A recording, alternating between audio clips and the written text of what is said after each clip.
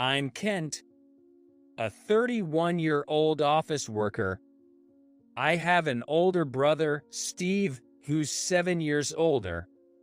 Growing up, our parents were always busy, so Steve was the one who took care of me. He adored me as his younger brother and always put me first. But he wasn't just about pampering. He knew when to be strict. As a result, I completely became a big brother's boy. Steve was an exceptional person even in my eyes. He always had top grades and was athletically gifted. He made learning fun and easy for me.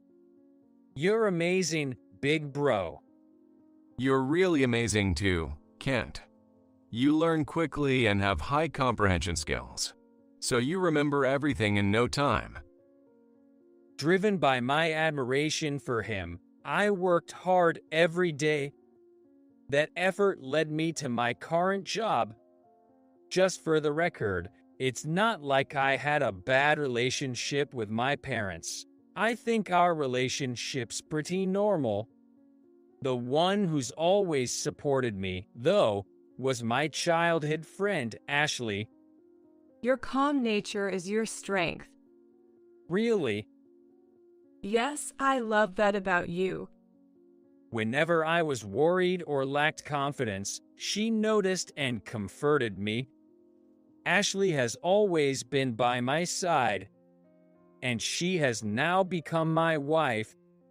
She's now carrying our precious child, and we're building a happy family together. I think the company I work for has a great atmosphere. Everyone gets along well, helping and communicating with each other. I try to lend a hand whenever I can. I'm really grateful to work here. Instead of chatting, get back to work. But there's one exception. The atmosphere turns tense whenever our director, Miss Emily, shows up. She joined our department recently due to a personnel transfer. I graduated from a prestigious university. You less qualified folks should just follow my orders.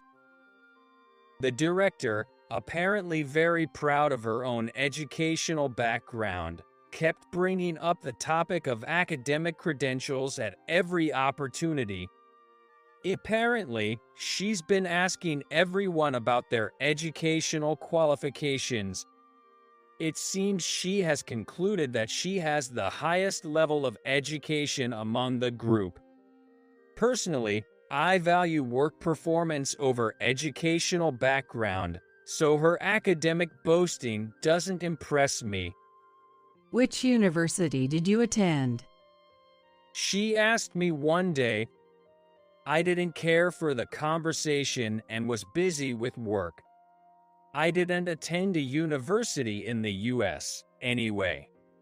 What? You're just a high school graduate? That's unbelievable. Nowadays, that's synonymous with incompetence. When I tried to respond casually and just get on with my work, she presumptuously labeled me as only a high school graduate and started mocking me. But honestly, I didn't mind that much. I believe everyone has their own way of thinking. The director, who prides herself on graduating from a prestigious university, seems to think she is superior and correct, and that she doesn't need to listen to someone with a lower education level. Once she labeled me as a high school graduate, she never listened to anything I said. If all she does is mock me, I just have to ignore her. Hey, you with a low education, get this job done by tomorrow. What? Isn't this your task, director? Also, isn't the deadline for this job supposed to be next week? You're incompetent. Just do as I say. I was troubled by her assigning me her work and harassing me. Thankfully, my colleagues helped me out. but her presence turned the department's atmosphere sour. Kent, are you okay? You look tired. As soon as I got home and sighed, Ashley approached me. She works at the same company as me, but she's currently on maternity leave and unaware of the current situation at the office. I wish she would focus on preparing for the baby, but I ended up venting a little. Actually, I'm being targeted by someone difficult at work, and she's dumping her tasks on me. That sounds tough. Can you tell me more about it? Taking comfort in her gentle manner, I ended up telling her almost everything about the new director. Little did I know that this conversation would be passed on to someone else. Kent, can I have a word? Sure, go ahead. One day at work, my brother Steve, who works in a different department, approached me. Both my brother and I have moved out of our family home, and since we work in different departments and hold different positions at the same company, we rarely have a chance to talk. However, given that we frequently keep in touch, I was puzzled as to why he chose this particular moment to speak to me. I heard from Ashley. I couldn't help but give a wry smile at those words. Ashley has been my childhood friend, and she shares a close relationship with my brother.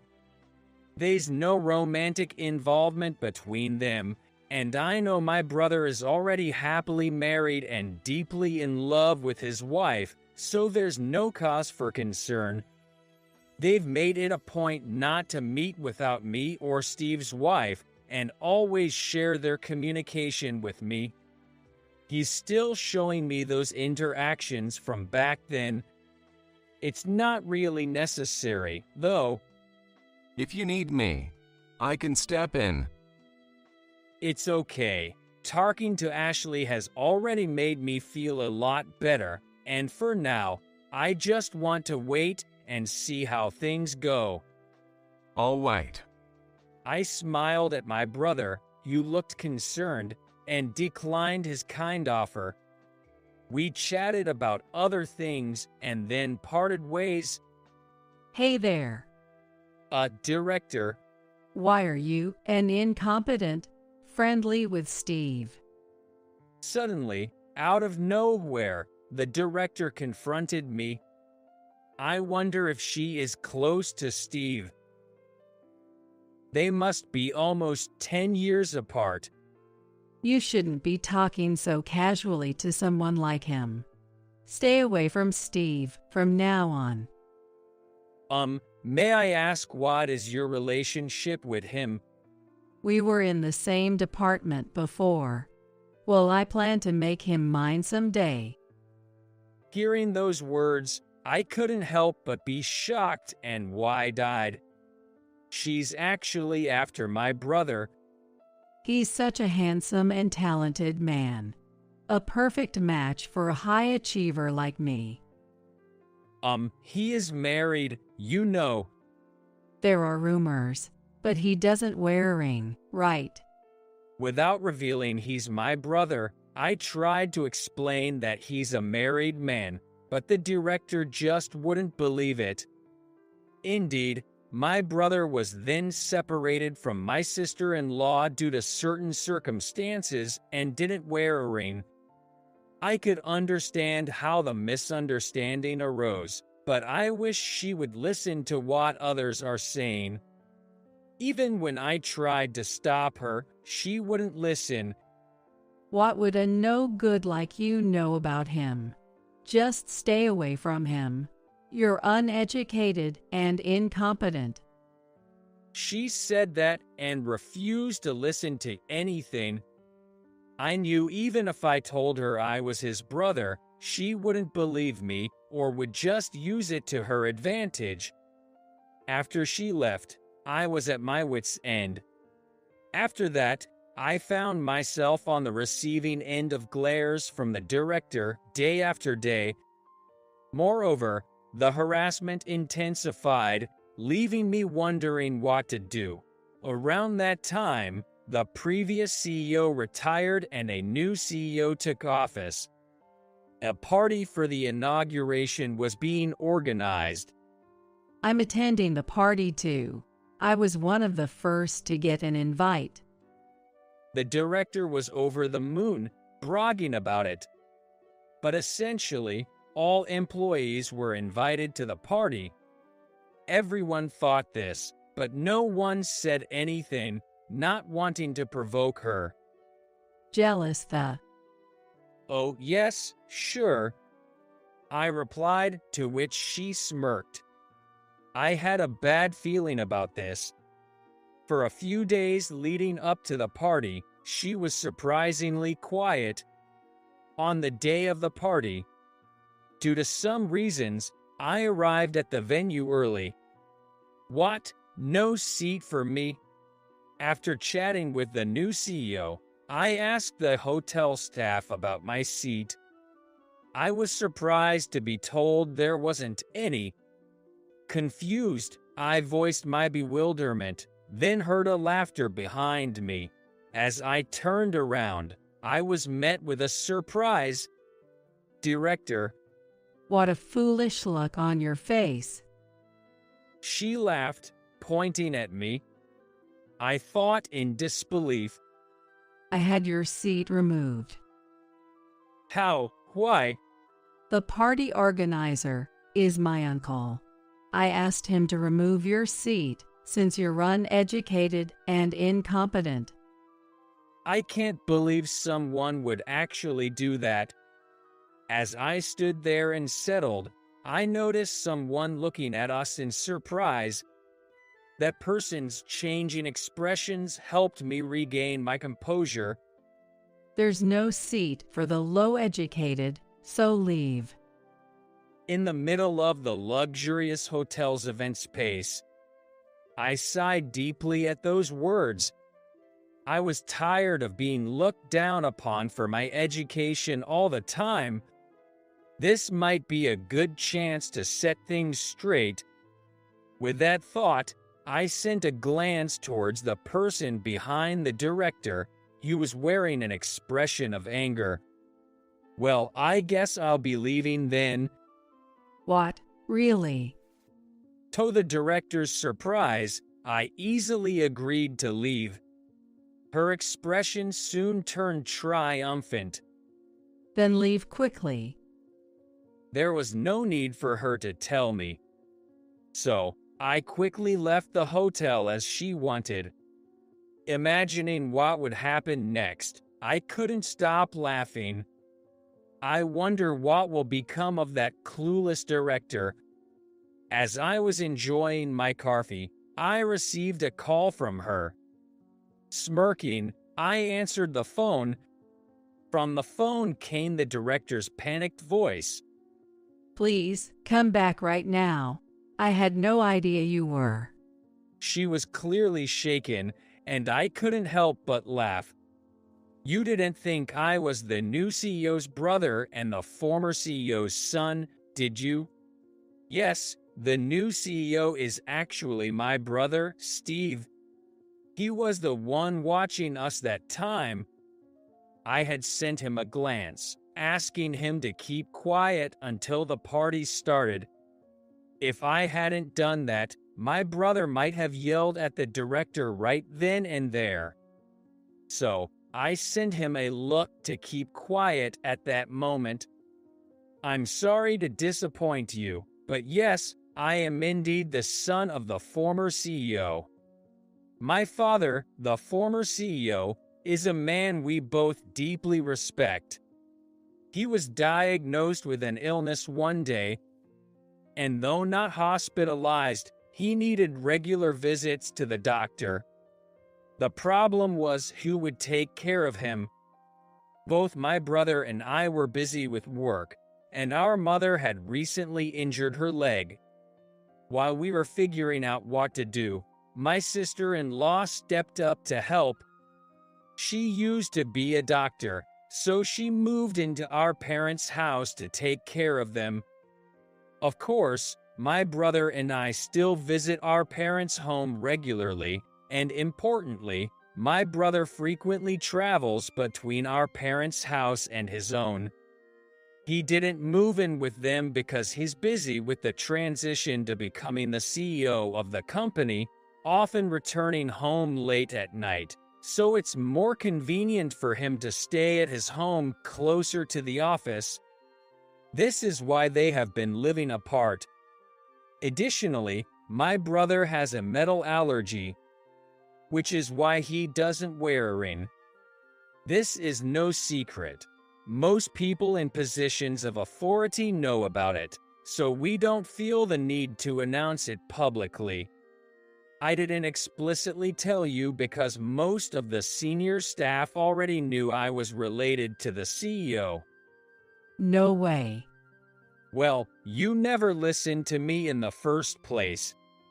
This party was not only to celebrate my brother's official appointment as the new CEO, but also to announce my father's recovery and introduce my sister-in-law as his wife to the entire company.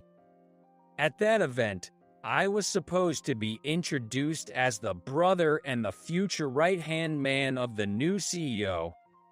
However, due to the director's actions against me, the plan was disrupted, and it apparently turned into an occasion to condemn her actions.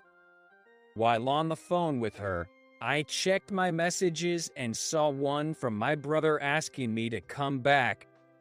I stood up, leaving the coffee shop where I had been waiting. I hadn't gone far, just to a nearby shop for coffee. Because of that, I was able to return to the venue quickly. Sorry to keep you waiting. As I entered, all eyes were on me. I walked towards my brother and the others, with everyone watching. You look tired, Kent. There, I found my brother smiling eerily and the director, who looked like she was about to cry. When the director saw me, she hastily apologized. I am so sorry. No need to apologize.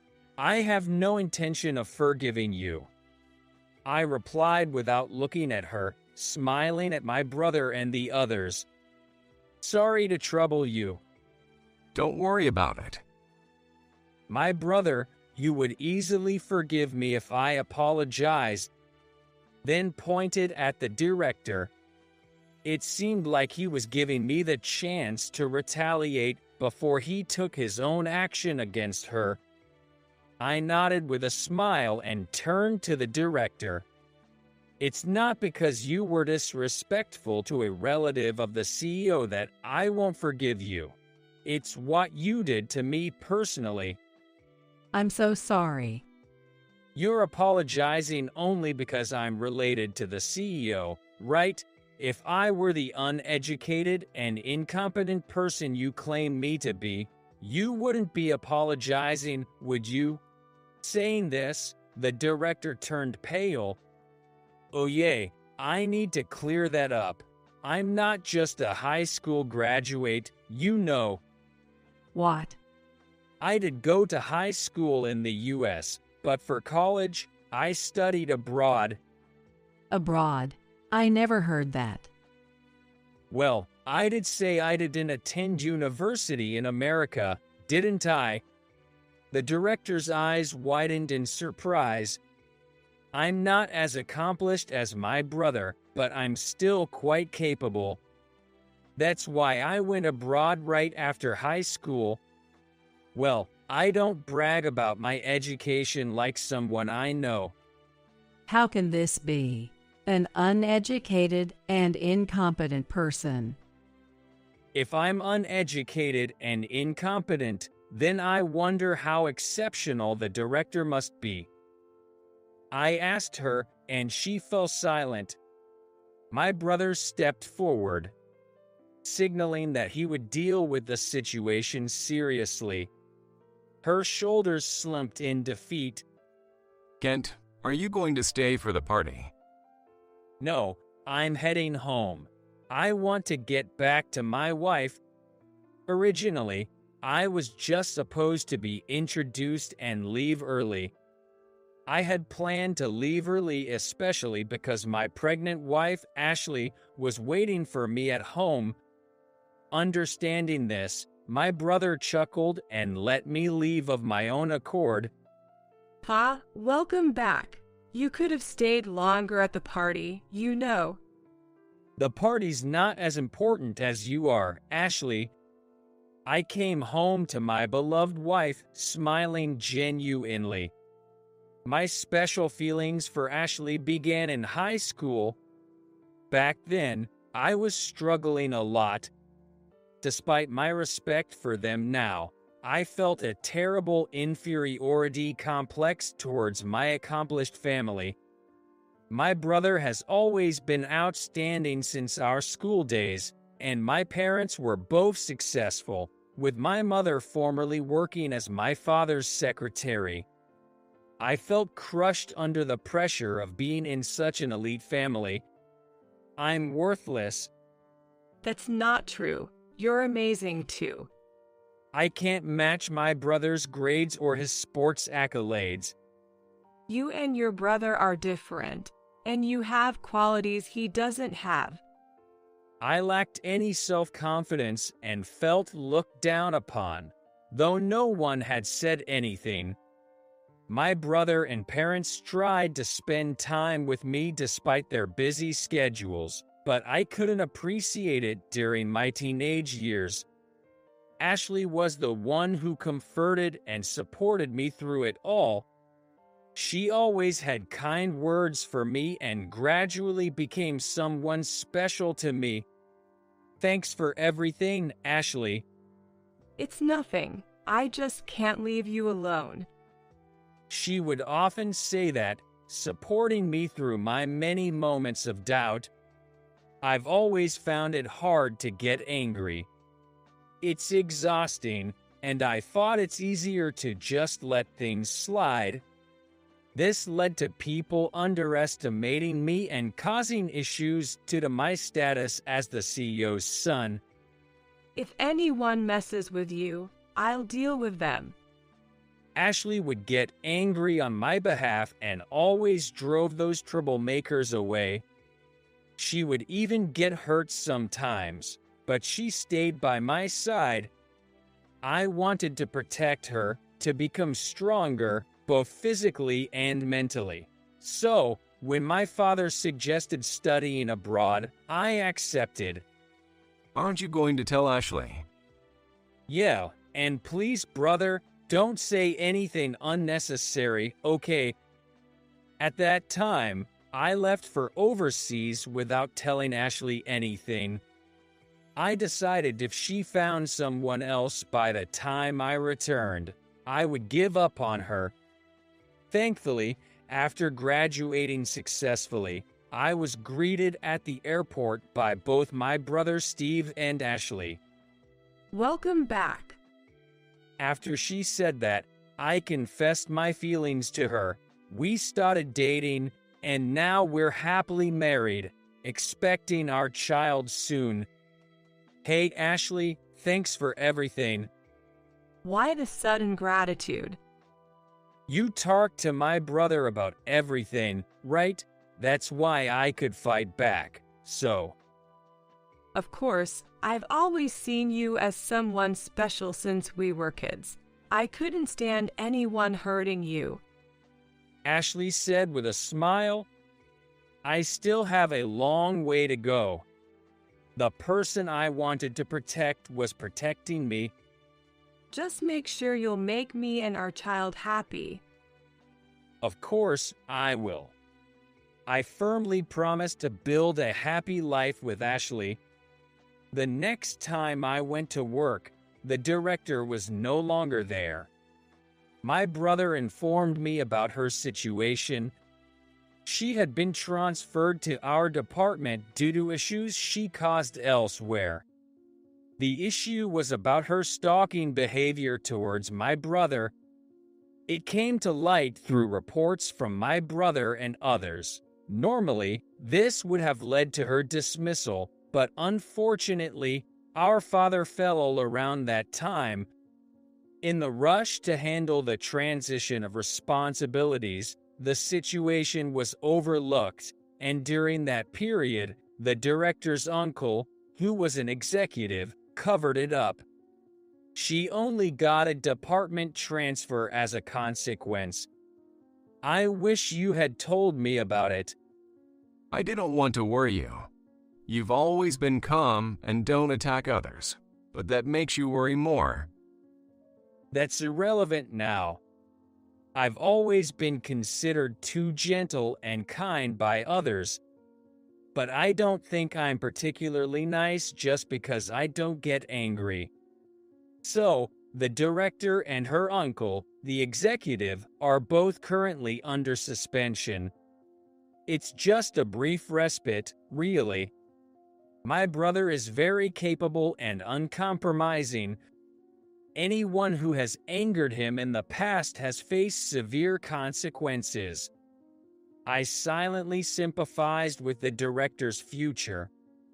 Eventually, both of them were demoted to a newly established branch on a remote island.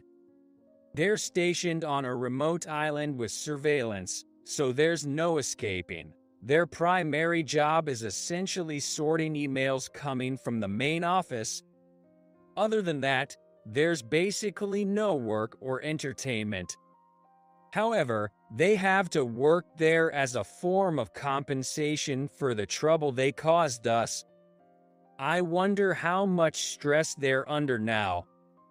With these thoughts, I continued my work. Following this incident, I was appointed as the new director. I had already been handling most of the director's work, so the transition was smooth. Keep up the good work and climb the ranks. I need you as my right-hand man eventually. In response to his expectations, I'm continually improving myself. Years later, Ashley and I now have 2 children. My brother doesn't have any kids of his own, but he adores ours. Choose your own path. You don't have to go to college. Studying abroad is also an option, but always be considerate of others. Education isn't everything. Make sure you look at the people you meet closely to know who they truly are. That's how I teach my children. Their future path is uncertain, and they might face struggles like I did, but Ashley and I will always be there to support them. Useless old farts like you are a wasted cost. You're fired. The newly transferred younger branch manager, Dave, was a jerk who forced his employees to work unreasonably. As we approached the busy season, I decided to negotiate with Dave, who imposes unreasonable quotas without considering everyone's workload, to see if we could reduce our workload. However, Dave wouldn't hear of it, saying he'd consider it only if I apologized in front of everyone. I understood. I have no choice but to apologize in front of my colleagues. Despite enjoying the spectacle, Dave reneged on his promise. I've put up with Dave's tyranny until now, but it seems this is the end. I chose to resign, dedicating myself to work until my last day. My name is William, 51 years old. My occupation is a banker. My hobby is visiting cafes. A cup of coffee to take a break from work is my favorite part of the day. Having worked in banking since my 20s, I've surpassed 30 years of service. While banking might seem elite and high-earning, it's actually gritty and incredibly demanding. Frequent relocations are common for bankers, usually for fraud and collusion prevention. However, directives from the Financial Services Agency have recently reduced these transfers. I agree that there will be fewer transfers because I thought it would be a hassle, to move within a few years due to the transfer and to greet the transfer. I have been working at a branch close to the headquarters for more than 5 years, so I have more familiar faces and customers. However, business remains as busy as ever, and sometimes young bankers leave the company because of the intense workload. At this age, despite higher salary and rank showing personal growth, the intense work and hierarchical pressure have me contemplating a career change. Should I continue working as a bank teller until retirement, or should I take on something else that I want to do? Lately, I've been constantly thinking about my future. In April, a significant transfer brought in Dave as the new branch manager. He's a man who, at the young age of 43, was promoted to branch manager after serving as an assistant branch manager at the previous branch.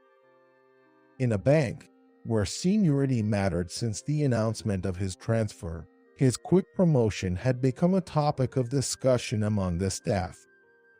I heard that Dave was so good that he got a bank award for getting contracts one after another at his previous branch. Our branch, being close to headquarters, is busier, especially with paperwork leading to overtime. We all had high hopes for Dave's leadership. Those hopes were dashed. I'm Dave, the new branch manager. Don't expect any kindness from me. Everyone works overtime until all meet their quota. His greeting was a display of arrogance. Being a banker is a demanding job, where even small mistakes can lead to significant losses. That's why supervisors always have to stay on their toes and closely monitor their bankers' work. Dave, too, seemed to be speaking from a place of responsibility. Hey, you! What's with this incomprehensible report? What happened to your language skills? I am sorry. While working on paperwork, Dave suddenly lashed out at a young banker. Dave always sports a sales smile in front of customers. But in front of us, his smile fades and he glares at us like a demon. It was not just a work supervision, but a search for trouble. When he finds the slightest mistake by a banker, he yells at him quite over the top. Even now, he was stingy with reports filled out by a young banker and went out of his way to call them in. Rewrite this and bring it back. Yes, sir. The young banker, tasked with rewriting, looked disheartened.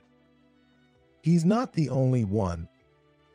Especially, the young bankers seem to have caught Dave's attention, and I witnessed scenes where even minor things are blamed. For example, if there is a mistake in the reinspection of documents, he nitpicks and orders a reinspection after confirming that there are no mistakes. The confirmation of no mistakes, such a wasteful clerical task, was frustrating for the bankers. However, if you resist Dave even a little, you'll end up with extra work and overtime, so there was no choice but to obediently follow orders. As a senior banker, I tried to build a relationship between Dave and the bank staff, but the distance between them still did not seem to be getting any closer. Dave's issues don't stop there. Is this just scribbles? Scribbling on important documents? That's Manager Dave's signature. Ever since Dave was transferred here, these kinds of interactions have happened many times. Dave is the owner of incredibly messy handwriting. Dave's handwriting is difficult to read, and sometimes it's completely indecipherable like before. At its worst, the ink from his pen would smudge on the paper, making it so frustrating, it felt like tearing it apart. When it was indecipherable, collaborating with other bankers to somehow decipher, it was part of our job. Yet, No one dared to point out Dave's terrible handwriting for fear of being targeted and harassed by him. Moreover, the branch manager had a certain degree of authority over personnel, and opposing him could affect internal transfers and performance evaluations. Dave's handwriting is the messiest in the branch, but in contrast, William's is really neat. Oh, really? That's great. Thank you. Everyone says your handwriting is beautiful. Sometimes we even use it as a model. I can help but be embarrassed when a junior banker praises me so much. Then, other bankers who overheard our conversation also complimented my neat and skilled handwriting. As everyone was asking me for tips on writing beautifully, I heard Dave clearing his throat. Turning towards the sound, I saw Dave standing imposingly, glaring at me. You seem to be much admired by your colleagues, William. Branch manager Dave. Dave saw me in an awkward moment. I don't know whose handwriting is bad, but are you happy being fawned over for something like that? I'm overwhelmed. Dave hadn't heard the part about himself. It was a relief, but Dave seemed displeased, seeing me surrounded by my bankers. All bankers had darkened their expressions at Dave's appearance. If you have time to chat, get back to work. Yes, sir. Dave's command dispersed us. Interacting with Dave made one thing clear. He resented me for being admired by the bankers. Since noticing Dave's jealousy, I felt uneasy chatting with colleagues, as if being glared at. Unfortunately, I was marked by a troublesome man and lamented inwardly. To climb the corporate ladder or survive in this hierarchical society, one must ingratiate themselves with those above. Everyone was desperately trying not to upset Dave. Since Dave's transfer, the workplace felt very constrained, making it increasingly difficult for me to work here. A few months after Dave's arrival, the hot season approached. As we entered the busy season, the workload was significantly heavier than usual. The other bankers were also showing signs of fatigue. Our stress only increased without even a proper break for coffee. Yet, in the midst of this busy period, Dave would force us to attend drinking parties. Anyone who doesn't attend will have their performance review marked down at headquarters. A lower evaluation affects not just promotions, but also salary assessments. It was unclear how serious Dave was, but unable to oppose his threats. We attended the drinking parties exhausted after work. Concerned about the potential for mistakes, I decided to negotiate with Dave to reduce each person's workload. Everyone agreed with my opinion. Please do it for us, William. I'll try to negotiate. I decided to call Dave to a secluded place and negotiate with him. I was concerned that if Dave lost his temper in front of the bankers, it would scare everyone and disrupt our work. What do you want, William? I'm busier than you. Just say what you need. When it was just the two of us, Dave openly showed his displeasure. I wanted to complain about the sarcastic look on his face, but I didn't call him to argue. Thank you for your time. I have a sincere request. I directly appealed to Dave to reduce the workload per person. This is not just from me, but a collective request from everyone. We don't want to push you, but continuing like this might lead to mistakes. I calmly tried to negotiate with Dave, but he remained silent with his arms folded. Pop. As I tentatively spoke, Dave glared at me sharply. So, you called me here for this. Stop wasting time on such trivialities and get back to work. Dave dismissed our plea outright. I got frustrated and stopped him as he was about to leave the place. Please wait.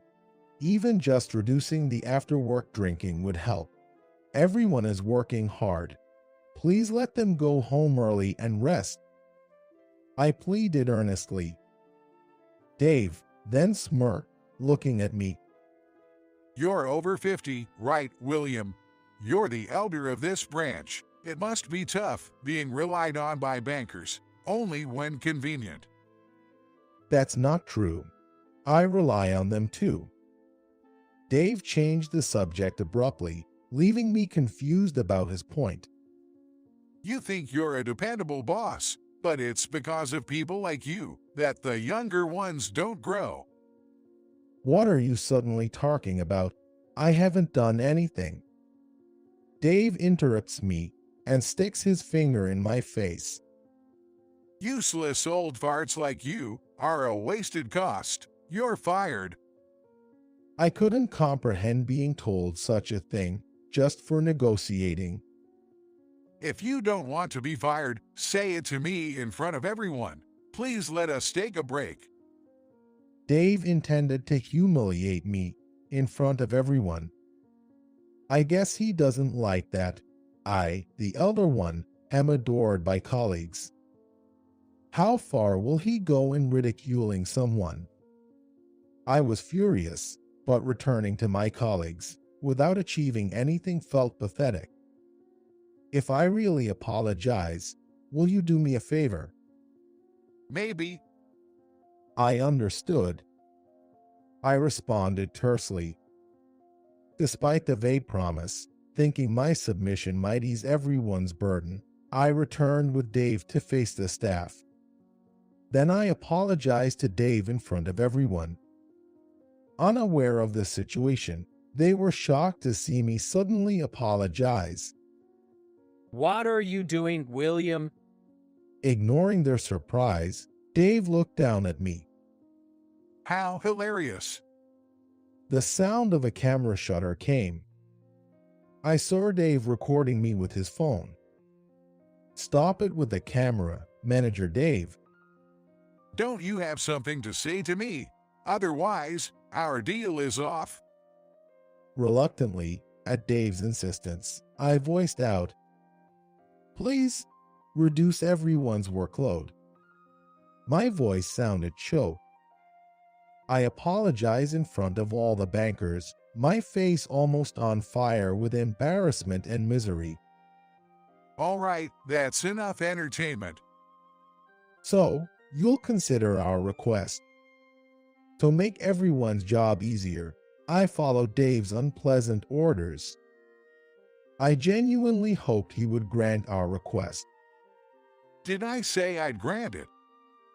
Stunned by Dave's response, I realized my efforts were in vain. I clenched my fists and glared at Dave. I can no longer follow you. I will submit my resignation and leave at the end of this month. If I'm going to be fired, I'd rather quit myself. I chose to resign myself rather than be fired. Are you really quitting? After all the hard work you've put in, you're willing to throw away your career? Dave seemed amused to hear I was quitting. I prefer to work closely with our customers rather than pursuing promotion.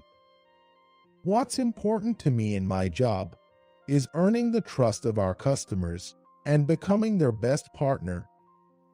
I'll never forget the thrill of a financially struggling customer to whom I'd lent money to get their business on track. That's where I found my satisfaction in being a banker all these years. Not everyone is driven by a desire for advancement. That was my counter-argument. Dave seemed annoyed by my calm demeanor and scowled. If you're so eager to quit, then quit. Yes, I will. Though my time with you as manager was short, thank you for your guidance. I returned to my desk. Seeing what had happened, My colleagues were visibly shocked and quickly gathered around me. William, are you really leaving? Without you, there's no one to stand up to the manager. Their eyes pleaded with me not to go. Some were new transfers, but I felt sorry for all the friendly faces. However, my mind was made up. From now until my last day, there are various things that need to be done. Saying goodbye to the customers I was responsible for and handing over my duties to another banker, quitting doesn't mean the workload gets any lighter. When I made my final farewell, the reality of leaving my long-term job hit me. On my last day as a banker, I worked harder than ever before. I smoothly handled the teller services and office tasks, and it was just a few hours away from the end of my tenure as a banker. A $100 million account canceled. What's going on? Dave's sudden outburst left everyone stunned. Manager, what's wrong with your sudden loud voice? A major client called to suddenly close their account. The manager was visibly panicked. The figure of $100 million struck a chord with me. When I mentioned the name of the major client, it turned out to be the very same customer. That customer was under my care. What? In fact, I had been handling a major client who favored me. I became responsible for this client on my first day at this branch. The customer initially came to the bank to get a loan for starting a business.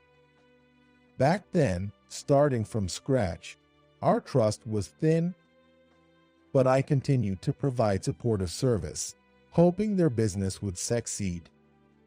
6 months after receiving the loan, fortunately, the business took off successfully. The primary client was pleased to have trusted me, and from there, they steadily increased their performance, now being the president of a corporation with sales exceeding $70 billion. It was quite challenging, but they have repaid all the borrowed money.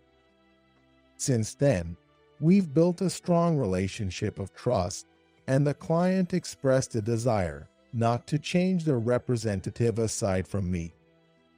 Of course, I have already informed them of my resignation.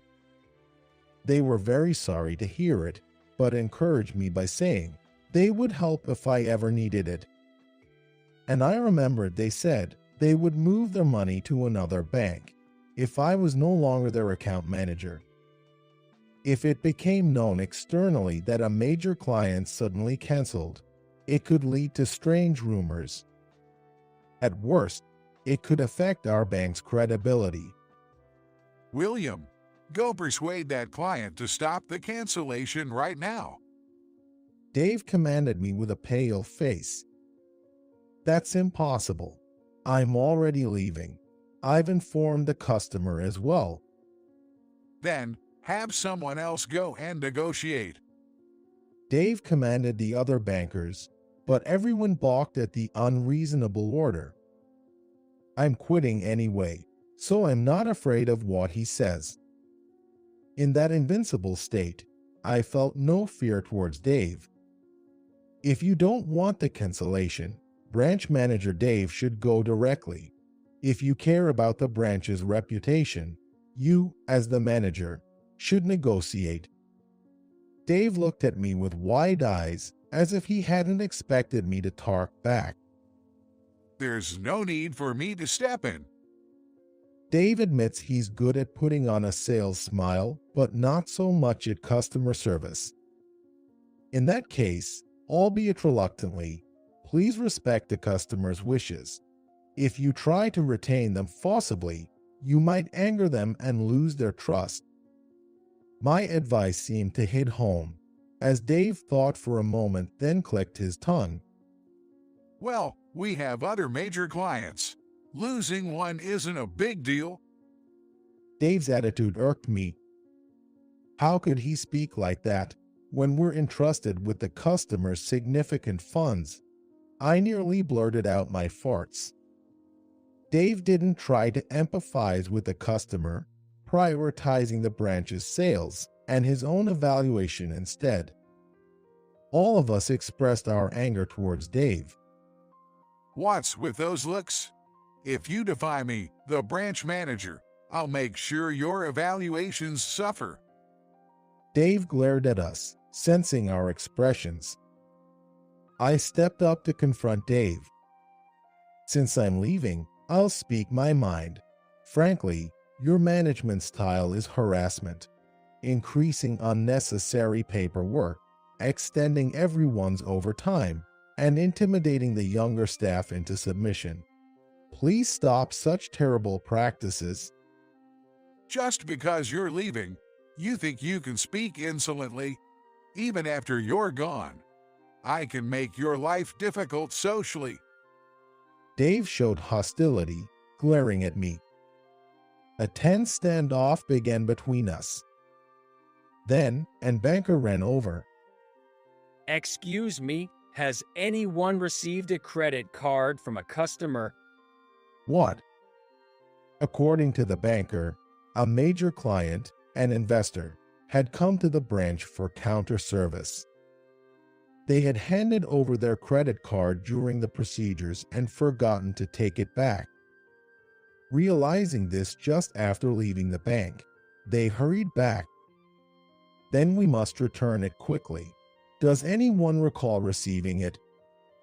No one stepped forward.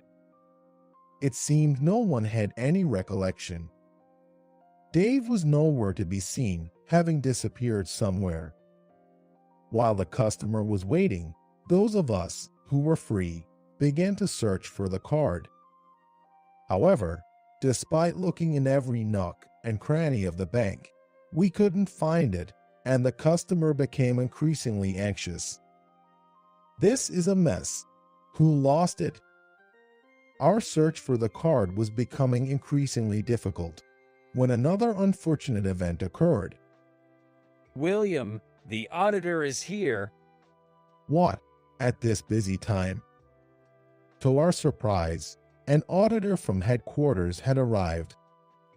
Neither I nor anyone else had been informed of this during this morning's briefing. Dave was likely the only one who knew, but he was nowhere to be found. What's going on here? The auditor looked suspicious of our situation. I explained the circumstances in Dave's absence. Then he suggested that the security cameras could identify who handled it. We quickly reviewed the surveillance footage with security, and there was Dave seen taking the card. Strictly speaking, another banker was initially handling the customer. However, Dave took the card while the banker was processing and for some reason placed it on top of some documents. Since the documents were still there, I immediately retrieved the card and returned it to the customer. After apologizing deeply, the customer, familiar with me, forgave us with a smile. The resolution of the incident had everyone sighing in relief. However, the question of why Dave had done such a thing still lingered. Then, the very person in question snuck back in. "Where have you been, branch manager? It was a mess here." I had a bit of a stomachache, so I was in the bathroom. Dave said, rubbing his stomach as if to sidestep the issue. When confronted with the security camera footage, proving Dave was the cause, he confessed readily. I didn't do it on purpose. I just misunderstood and thought it was a customer's forgotten item. I panicked because I feared being caught, so I ran to the bathroom without thinking. Well, if the customer isn't mad, then I guess it's all good. Despite causing a disruption in everyone's work, Dave was brazen about it. "Manager, look behind you." Huh. Prompted by me, he turned around. Yikes! What's yikes? Branch Manager Dave. Upon making eye contact with the auditor, Dave visibly panicked, his legs shaking. You knew he was coming, didn't you? Why didn't you inform us at the morning briefing? I forgot it. As expected, I sighed in exasperation. A communication mistake from the branch manager, I see. At that remark, Dave turned pale. This situation was probably bad for him. After losing a major client worth $100 million and causing a disruption in the banker's work due to his own actions, and with the auditor confirming it via security cameras, there was no escaping the blame. If this blunder became known to headquarters, his evaluation would plummet, endangering his career advancement. Sweating profusely, Dave nervously clasped his hands. There's still time until the end of the business day. We will discuss this after closing, so please continue with your usual duties until then. Yes. Afterward, the auditor checked our work and ensured that transactions were conducted fairly. During this time, Dave had none of his usual yelling and pressure. He was like a cat that had encountered a stronger animal in its territory, scared and subdued. If only he was always this subdued, we could work without feeling on edge, making our jobs easier. I even wished someone from headquarters would visit every day. As closing time arrived and all the customers had left, we began the closing tasks. By the way, William, you're retiring today, aren't you? Thank you for your hard work. Thank you. Your performance is well known at headquarters. You're considered the top salesman among the bankers. My hard work was appreciated by the headquarters. I was embarrassed to learn that. I've observed your customer service as well, and truly, with your wealth of experience, it was exemplary. Thank you. I'm truly honored to hear that.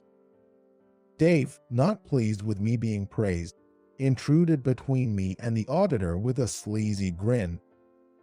He smiled a crude smile, trying to get in the auditor's way. His good customer service is all thanks to my guidance. Dave has consistently taken credit for others' hard work. However, someone objected to his claim. That's not true. William's customer service has been excellent even before the branch manager transferred here. A junior banker refuted Dave's statement. Following that, one by one, other bankers began voicing their objections against Dave. The reason William is resigning is also because of the branch manager. He made William apologize and recorded it on his phone. The auditor rolled his eyes. Exposed by his bankers, Dave was terribly flustered. Are all of you ganging up to blame me? Yes, we are. Everyone nodded vigorously. Dave realized that no one in the room was there to defend him. The auditor calmly grasped the situation and spoke to Dave. Branch Manager Dave, please show me the video. You mentioned of someone's apology. Hesitant to hand over his cell phone, as even he couldn't believe it. If you refuse, that action will also be entered into the investigation report. It will be considered an act of distrust towards headquarters. Under his silent pressure, Dave eventually took out his cell phone and played the video saved on his phone. Seeing myself in the video filled me with embarrassment and shame. The auditor, watching the video silently, muttered, "This is terrible." This is clear harassment. I'll also submit this video to headquarters. Oh no. Dave seemed to be already shocked. but I pressed on further. Branch manager, now is the time to denounce everything you've done to us. What? Hey, stop it. Please. I exposed his daily misconduct to the auditor. I wasn't the only one harassed by Dave. Dumping work on others, excessive quotas, and verbal abuse causing mental distress to bankers, I spilled all the hardships we endured from Dave. Hey, William, I was wrong. Please, stop it. Dave is completely weak and begs for forgiveness. He is terrified that he will be removed from his position as branch manager. It's not just me you should apologize to. Please apologize to everyone here. Dave's pride prevented him from apologizing. Fed up with such a person, I strengthened my tone. Apologize from the bottom of your heart. Damn, Eck. Dave, with a pained voice, trembled and bowed to each person one by one. I'm very sorry. He stands in front of his subordinates and apologizes. It was an act of humiliation for Dave. But if one has wronged others, apologizing is only natural. After apologizing to everyone, Dave had tears in his eyes, his face flushed. Does this mean you forgive me? Like a abandoned puppy, the auditor coldly declared. Just because you apologize doesn't mean your sins are erased. I will report everything to headquarters. Dave collapsed on the spot, kneeling and sobbing. After the auditor completed the investigation at the branch and compiled the report for headquarters, Dave was soon called to headquarters, and in the meantime, the deputy manager took charge of the branch as acting manager. And the story I heard from a junior went like this. That video served as evidence of harassment, and the branch manager was demoted. Dave was demoted from branch manager to a regular banker. For someone who climbed to the position of branch manager, to fall to a regular banker was unprecedented. But it showed the extent of Dave's misdeeds. The incident became known throughout all branches, and all managers were required to undergo compliance training. It turns out Dave had harassed bankers at his previous branch too. Prompted by this incident, one of the bankers from the previous branch spoke out. A banker who was harassed, forced to work overtime, and ended up hospitalized due to the stress. It also came to light that Dave became a branch manager by taking credit for that person's work, making the situation far more serious than imagined. Dave was set to be transferred to another branch as a demotion, but with things having come this far, the CEO had lost faith in Dave and decided to fire him.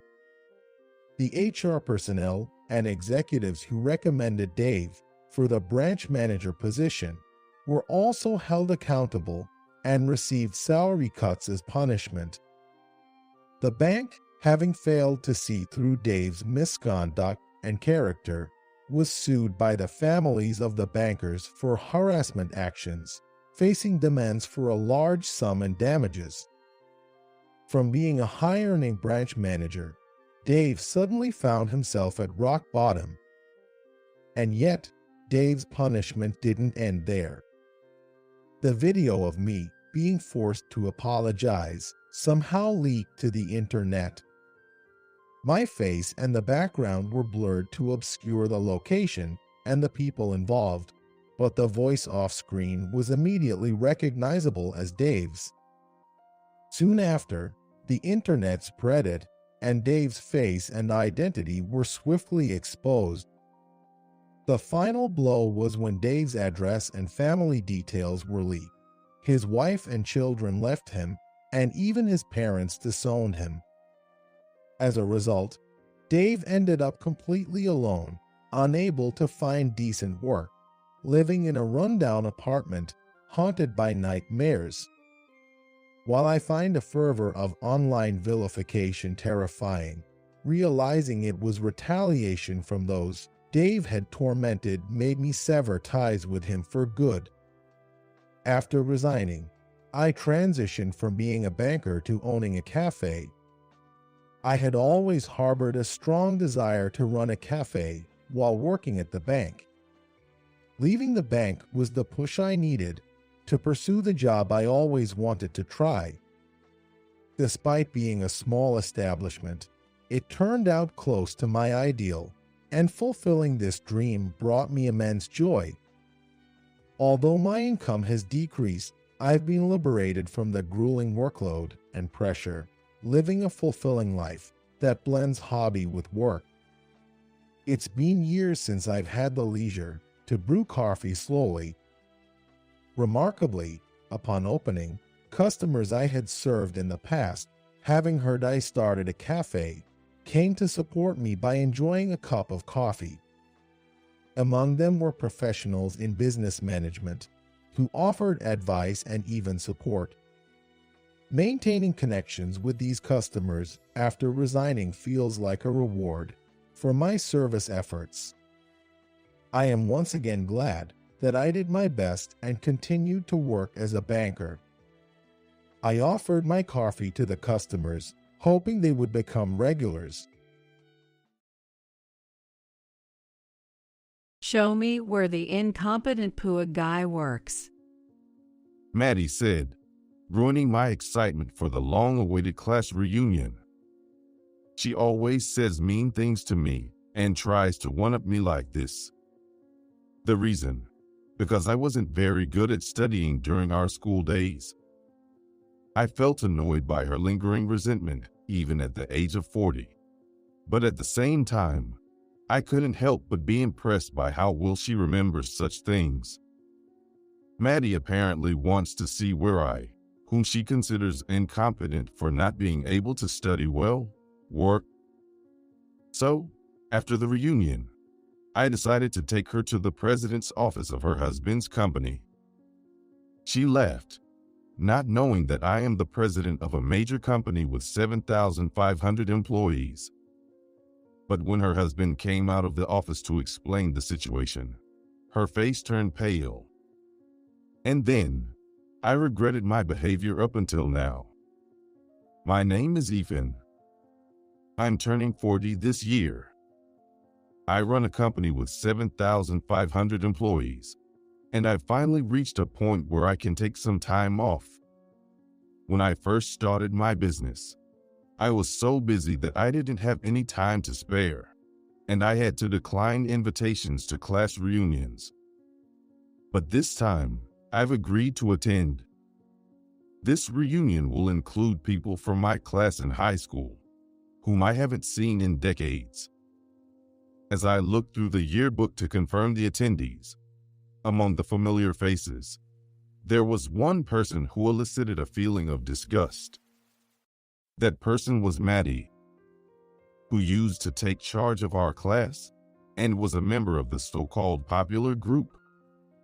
As I gazed at her photo, memories from the past involuntarily flooded back. It was around July in the 12th grade in high school. I was unlucky enough to be surrounded by girls after a seating change. As someone who liked to gossip with friends during class, it wasn't the best environment for me. And then, an incident occurred. That day, my buddy was absent, and I was eating lunch alone. Girls were clustering around the desks nearby, and although I felt a bit uncomfortable, I continued eating my meal. I heard the beautiful chirping of birds from outside the window, so I suddenly wanted to see the outside view and looked up towards the window. That's when my eyes met with a girl who happened to be nearby. That girl was Maddie. Hey, what are you looking at? You were checking my breast out, weren't you? I was just trying to look outside the window. Ooh, you're saying I misunderstood? No, that's not what I meant.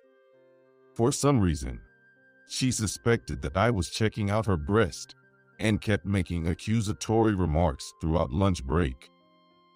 Moreover, since her voice echoed throughout the classroom, her suspicion also became the cause of my classmates' cold stares. No matter how much I tried to explain, Maddie seemed intent on painting me as the villain. Eventually, the misunderstanding among my classmates was cleared up, but from that day on, Maddie and her friends started harassing me. You're looking at me again, huh? It's creepy, so stop it. I told you, I'm not looking at you, Maddie. I wonder. She would often make baseless accusations like this, and sometimes even hide my textbooks. While my classmates and friends would always come to my rescue, Maddie never stopped her harassment. If anything, seeing that I had allies seemed to anger her even more, causing her to escalate her behavior. For example, she once wrote a fake love letter to me, called me out, and then laughed at me when she saw me waiting earnestly. Or she would designate a different meeting spot for the class gathering than the one everyone else knew about. Luckily, I had plans to go to the gathering with my friends, so I managed to find the correct meeting spot.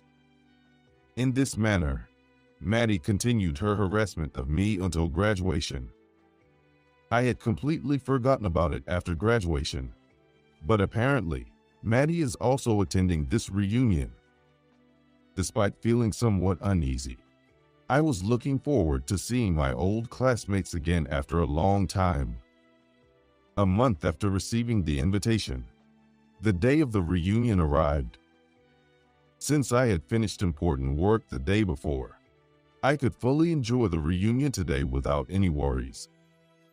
With a mix of nervousness and excitement, I headed to the reunion venue. Apparently, there were a lot of attendees this time, so they rented a slightly upscale venue. The plan was to use a luxury hotel as the venue, and the fee was set at $100 per person, which was quite high. But at the age of 40, there were probably many people who could easily afford that amount of money. I took the elevator to the designated floor and checked the information board. Then, I handed the envelope containing the fee to a classmate at the reception and entered the venue, where some people had already arrived. As I scanned the venue, I immediately spotted Maddie. I tried to move to the edge as I didn't want to interact with her, but unfortunately, it seemed like I caught her attention. When Maddie noticed me, she happily ran over to me. I can't believe you're actually attending the reunion. Did you pay the fee properly? Long time no see. I paid it properly at the reception. Really? I wonder, did someone else pay for you anyway? No, I paid out of my own pocket. Right off the bat, Maddie started making sarcastic remarks to me. Even though she's turning 40, I thought she would have grown into a more mature personality, but she's still the same as she was in school. Disappointed that my faint hope of being able to get along with her now had been dashed, I decided to go get a drink, albeit somewhat dejectedly. I went to get a drink to avoid Maddie, but for some reason, she followed me. And then, she started asking me about what job I'm doing now, how much money I have, and various other things. Hey, where do you work now? Well, Can't say, huh? My husband works for a major company, and he's really handsome. as I hesitated to answer, Maddie seemed to have figured I must be working somewhere I can't talk about, so she started talking about her husband. She met her husband at a singles mixer, and they got married right away. Since they could live on her husband's salary alone, Maddie became a housewife. And now, they've been blessed with 2 children and are living a comfortable life. Well, I'm not like you. A poor guy. Poor guy. Well, Hart, you couldn't study at all in school, right? That's decades ago. You know. It seems that Maddie remembers that I was bad at studying, and she keeps teasing me about it even now. While feeling frustrated that she's still holding on to that even at the age of 40, I can't help but be impressed that she remembers such things. Maddie has always been considered cute, and although our grades were probably not much different, she has quite a high self-esteem. It would be fine if she just had high self-esteem, but it's troublesome that she tries to put others down to elevate herself. It seems that my classmates can hear Maddie's voice, and although they're clearly frowning, Maddie continues to list her complaints about me in front of everyone. After a while, the reunion began, and I was satisfied to be able to talk to my old friends. But as the event approached its end, I found myself being harassed by Maddie again. Let me see where the incompetent poor guy works. My workplace? Yeah. You must be free after this, right? Take me there. It seems she still wants to look down on me. Although I hesitated a bit, I couldn't just let her keep misunderstanding, so I decided to take her to my workplace. All right, meet me in front of the hotel after the reunion.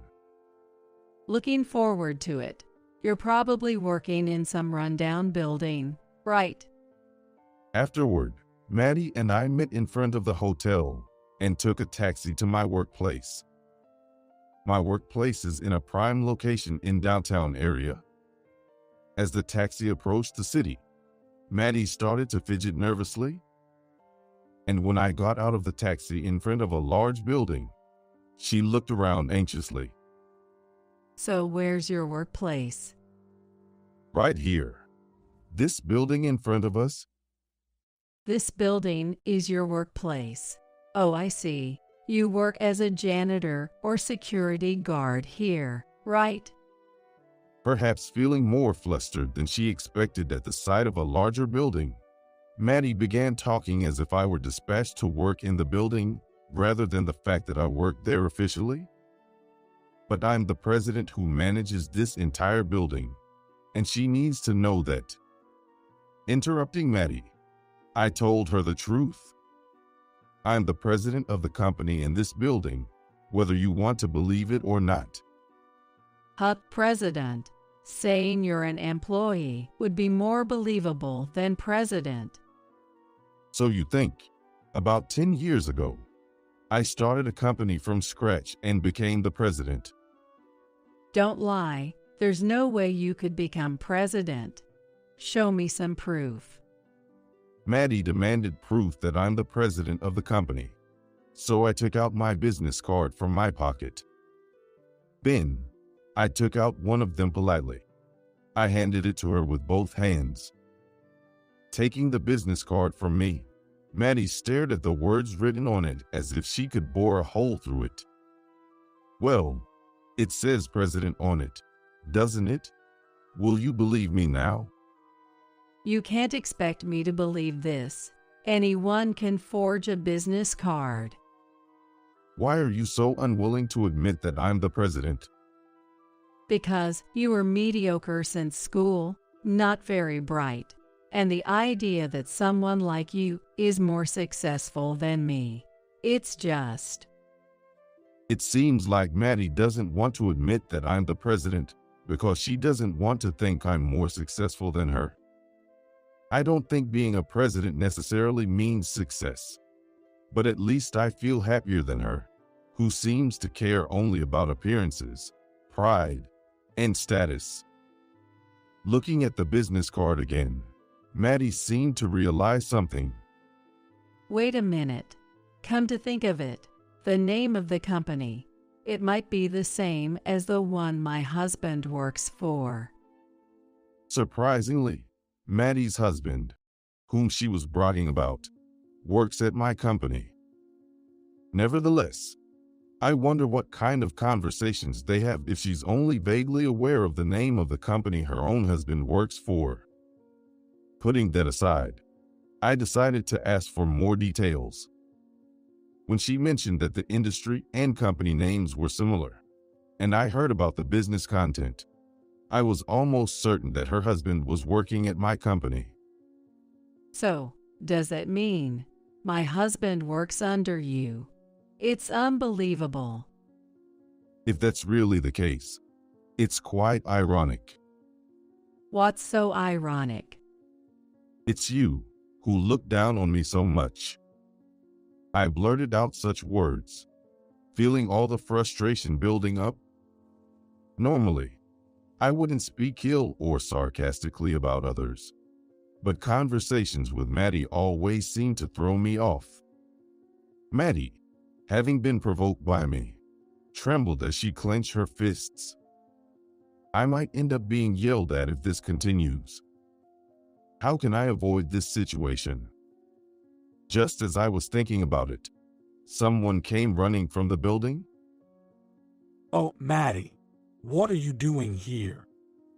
It was Tom, Maddie's husband. Now it was clear that Maddie's husband was working at my company. Despite feeling awkward, Maddie greeted Tom. I just happened to pass by here. I see. Wait, did I tell you, Maddie, where my workplace is? You did. It was on your business card. Did I even give you my business card? By the way, why are you with the president? It seems like Tom questioned why Maddie was with me and asked her about it.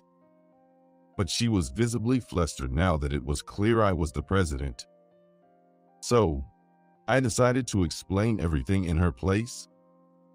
Well, your wife and I are former classmates, and she asked me to show her where I work. She's your ex-classmate. But why would she want to see the president's workplace? Wait a minute. I won't forgive you if you say anything more. Your wife has been harassing me since school, and today she wanted to see the workplace of a useless poor guy. The moment Tom heard my words, he froze with a surprised expression. He probably never imagined that his wife would do such a thing to the president. Maddie, realizing that her misdeeds got known by her husband, was sweating profusely. It seems that she hadn't shown her true colors to Tom. Most likely, she must have been showing him only the part she had covered up. Maddie was good at ingratiating herself with teachers and making allies since her school days. So it's no wonder. Let me hear the details. Well, you see, that was just, a joke between classmates. Don't take it seriously, okay? That wasn't a joke. Are you planning to harass me and then make excuses? Shut up, you're such a loser. Annoying me so much. Maddie finally raised her voice in response to my remarks. She looked startled and covered her mouth with her hand, but it was too late. Tom seemed to be suspicious of Maddie now. Back in high school, Maddie had changed partners quite frequently, but her true nature had been exposed, leading to breakups. Perhaps history would repeat itself this time. She seemed to realize this herself, as she looked at Tom with a frightened expression. Come to think of it, Maddie had mentioned being a housewife. If Tom were to mention divorce here, it would be quite a scene. However, Tom didn't immediately mention divorce. He couldn't forgive his wife for disrespecting me, the president, but he said something like this. I'm disappointed in you, Maddie. I thought you were a good wife. I haven't done anything wrong. It's true. Please believe me, not this guy. The president wouldn't lie. Besides, actually, there was a small matter our kids wanted to discuss. A matter? What is it? Apparently, the children had noticed Maddie's bad personality and had been consulting their father, Tom. With numerous troubles at their children's school and demands for special treatment from their teachers, the children were quite stressed out. She's trying to one-up the other moms in her circle of friends and orders her homeroom teachers to give her children preferential treatment. Upon hearing this from Tom, I couldn't help but nod. I haven't seen Maddie since the 12th grade, but somehow I could imagine it. I had hoped Maddie would become a better person, but it seems my bet was off. I don't have time to deal with you right now. Just get out of here. Hey, what's with the attitude toward the president? As Maddie and Tom's argument heated up, I decided to make myself scarce. There was nothing to gain by staying there any longer. I'd only get dragged into their dispute. I quietly slipped away, but Maddie seemed completely unaware of my departure. 3 days later, Tom came to me and filled me in on the situation. It seems Maddie had an excessive fondness for children and inadvertently vented toxicity around her. And surprisingly, during our school days, she harbored animosity towards me. Apparently, she envied situations where I had many friends or a close-knit family. I always considered myself ordinary and unremarkable, but it seemed different to Maddie. So, Tom began to express how grateful he was towards me. Tom had difficulties with job hunting and had no choice but to take physically demanding jobs. At that time, I happened to approach Tom, who was feeling down in the park. I proposed to him that if he was job hunting, he could work at our company. Back then, our startup couldn't afford high salaries, but now, as the company has grown, we pay salaries commensurate with abilities. I was grateful that Tom considered working in a situation where there were hardly any employees, and it seemed Tom was also grateful to me. If you hadn't approached me back then, I wonder what would have happened. I'm the one who's truly grateful for accepting my proposal at that time. When I told my wife about that, she stopped objecting altogether. So, have you made up now? Upon hearing this, Tom nodded vigorously. Although I couldn't forgive the harassment Maddie had done, she might have had her own struggles and conflicts. It seems I just happened to be the target of her harassment.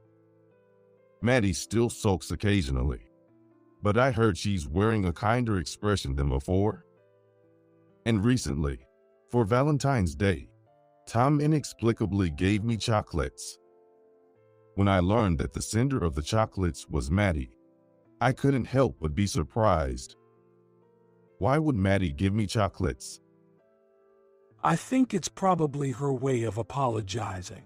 Please accept them. An apology? Huh. In that case, I have no choice but to accept them. Saying that, I accepted the chocolates offered to me. When I unwrapped them, there was a letter inside with words of apology written on it. At the time of the reunion, I still disliked Maddie, but now I don't feel much anger. I wondered if my heart could really change with just these chocolates and a letter, but somehow, I feel like I glimpsed her true feelings from those two things. Surely, Maddie must have a personality that struggles to be straightforward. As I ate the chocolates I received with my wife, I pondered such things. After the reunion, I went back to my usual daily life. It's a busy period now, and there are times when I have to work overtime, but I make sure to secure time with my family. Because I believe that my current health and well-being are thanks to my wife's lovingly prepared healthy meals. When I'm alone, I tend to rely on frozen food or ready-to-eat meals. But knowing that my wife is at home waiting with a delicious meal makes me even more motivated to work hard. Moreover, she's even started making me lunches so I can take them to work lately. Perhaps my wife, who used to be busy with the kids all the time, has a little more time on her hands now. While I chow down on such lovingly prepared meals by my dear wife, I focused on my documents. We're gearing up for some discussions about expanding overseas soon. Driven by the desire to make my company known worldwide, I'm making preparations for this overseas expansion. I might get busier again, but as long as I can make time for it, that's all that matters. Whether I'm having meals with my family, indulging in some late-night ready-to-eat meals, or buried in paperwork and staring at my computer screen, I still feel happy. It's like I can truly feel alive. I have work to do and a family to protect. That's all I need. The groom suddenly grabbed a plate full of food and threw it onto the floor. Sauce splattered dramatically on the carpet. My bad. My hand slipped.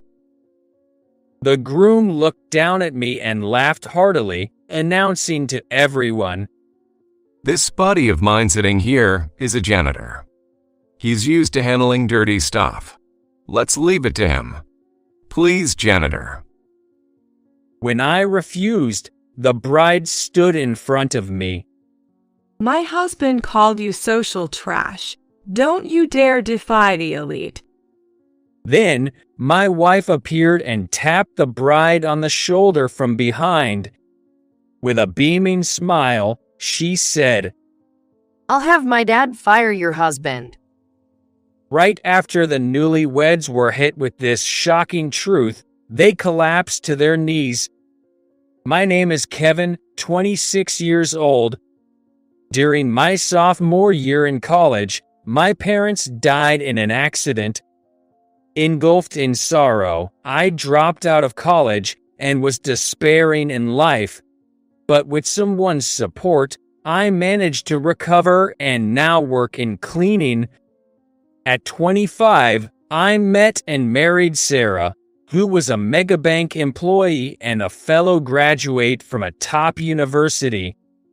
She was a corporate sales representative at the branch, light on her feet and detailed in her work, earning her a reputation for steady sales performance and whispers of a future executive role. My dream is to work in the heart of the American economy. I always felt insecure during our dating days, wondering if I, with my mismatched educational and professional background, could truly make her happy.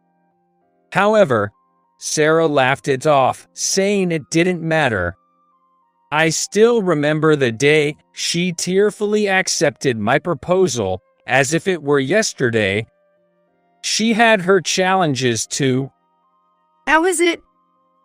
Sarah asked as she stared at me from across the table while I ate.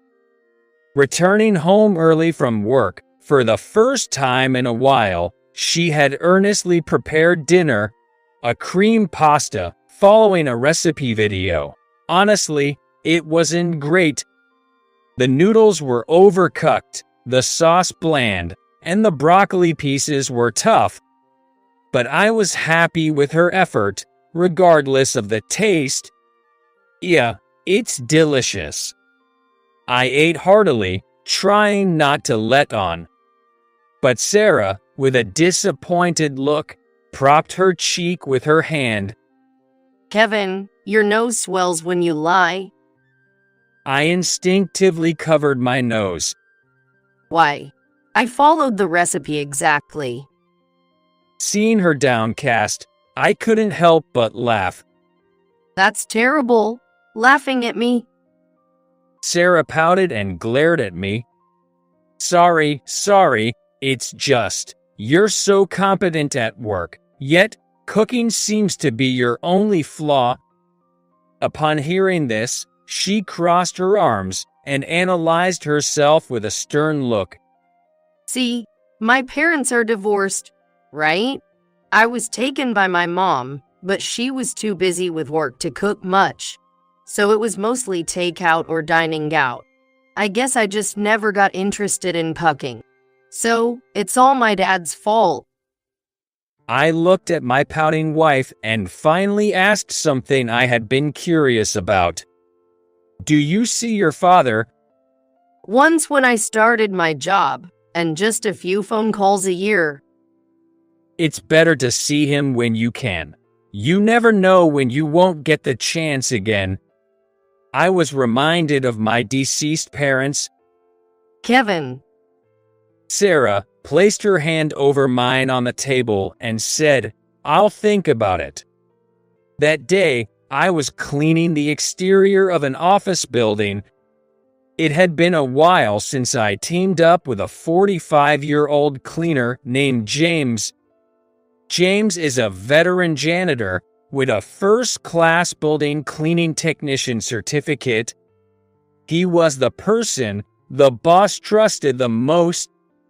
The day's work involved high-altitude tasks performed by lowering ropes from the rooftop. Since the work is done while sitting on a swing-like seat, it's referred to as swing stage work. I'm not particularly afraid of heights, but the work was risky, and one mistake could lead to an accident. So I was nervous. Kevin, don't neglect checking the equipment. The boss specifically asked me to ensure you don't have any accidents. We can have Sarah become a young widow. Yes. I took James's words to heart and performed each task with care. After 5 hours, all the work was safely completed. I was cleaning up the pylons and ropes used in the no-entry area during the work. Suddenly, my name was called. Kevin. I turned around in surprise, and there was Bob, who was in the same seminar group in college. Bob. I removed my helmet in shock. Bob looked me up and down, scrutinizing me from head to toe, and sneered as he said, Seriously? You dropped out of college and became a janitor. That's wild. Bob has always been this way. He judges people based on their appearance, occupation, and income. He decides how to associate with them based on what benefits him. It's no surprise, but he's still an unlikable guy. What are you doing these days? I asked him while bundling the ropes tiredly. Me? Oh, nothing impressive. Just a humble banker.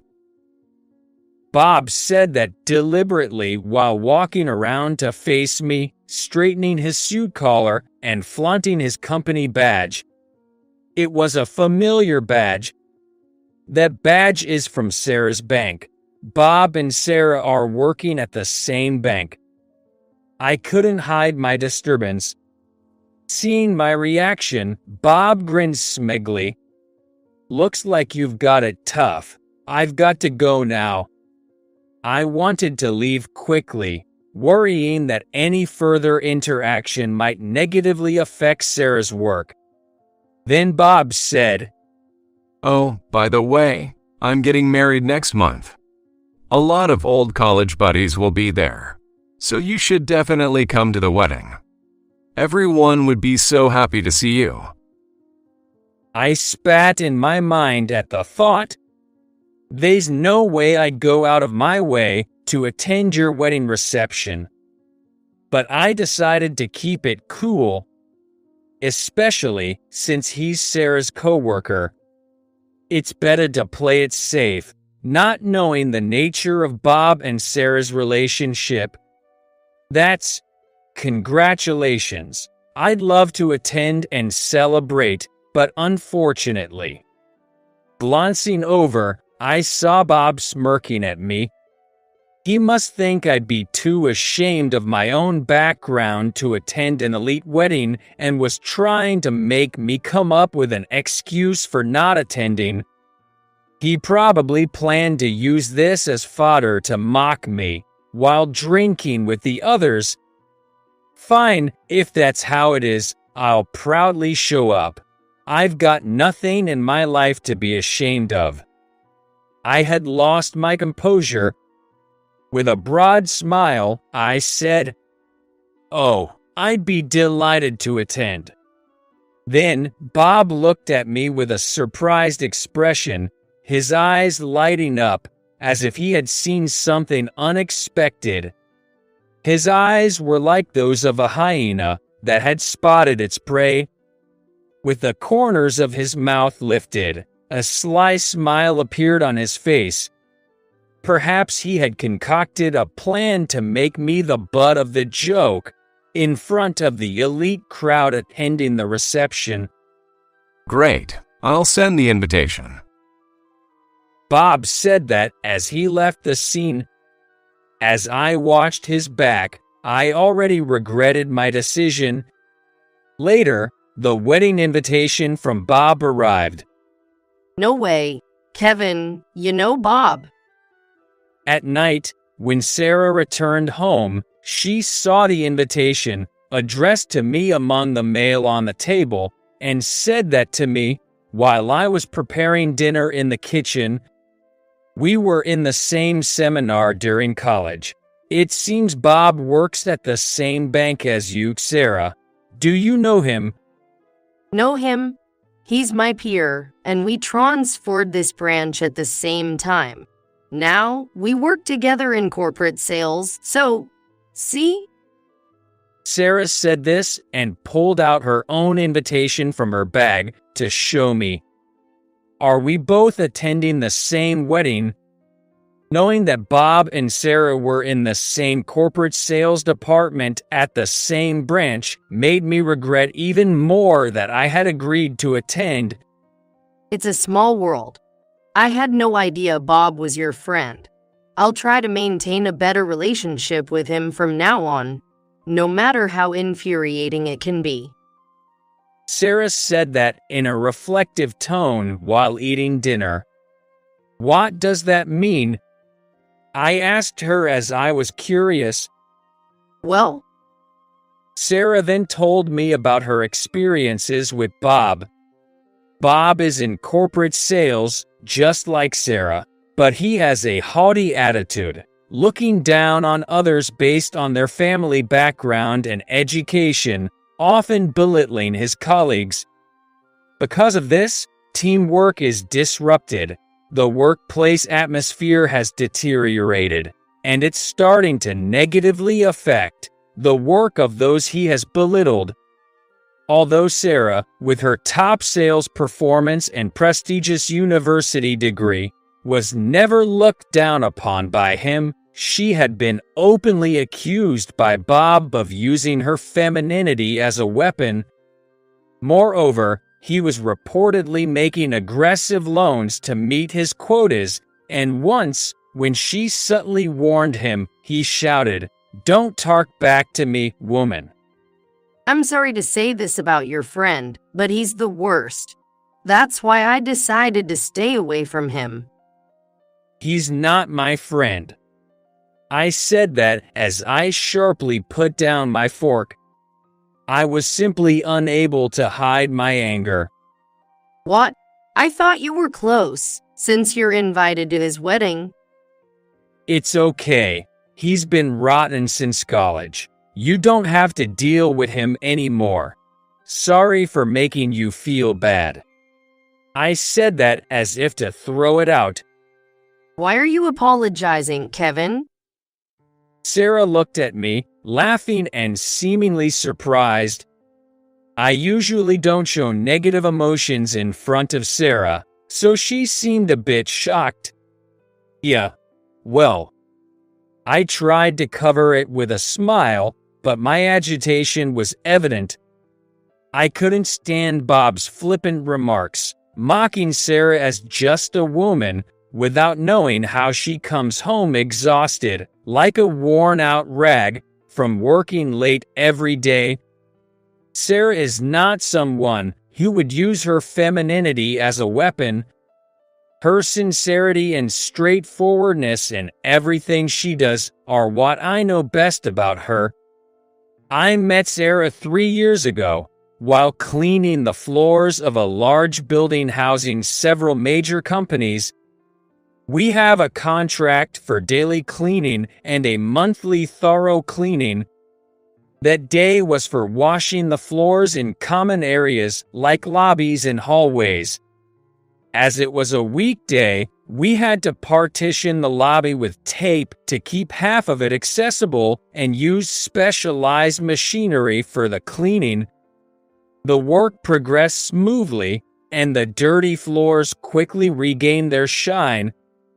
I love these moments of looking back at the cleaned areas. Just a little more, let's keep it up, I muttered as I re-energized myself. Then, a young male office worker from some company passed by, returning from outside. As he walked by, he casually threw a trash bag onto the floor, now slick with detergent, and said, "Take care of this too." I picked it up and looked inside. In the trash bag, there were leftovers from a convenience store meal and empty coffee cans, perhaps eaten at some park during rounds outside. "Hey, wait a minute." I called out to the young man's back, but he kept walking without turning around. I was angry but held back, worrying that causing trouble might risk our cleaning contract with the building. Then, I saw a woman snatch the trash bag from my hand and run after the man. Please wait. The woman, shouting, sprinted fiercely to chase after him. I watched the scene in astonishment. Clean up your own trash. Even a kindergartner knows that. The woman said that as she thrusted the trash bag back at the man waiting for the elevator. Reluctantly, he took it and got on the elevator.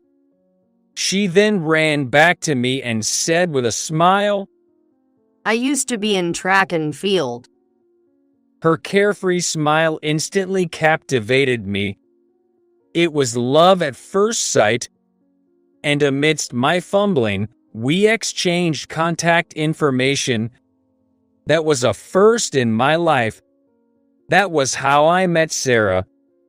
She's a woman full of justice, who sees things straight. My wife is not someone to be trifled with by a scumbag like Bob.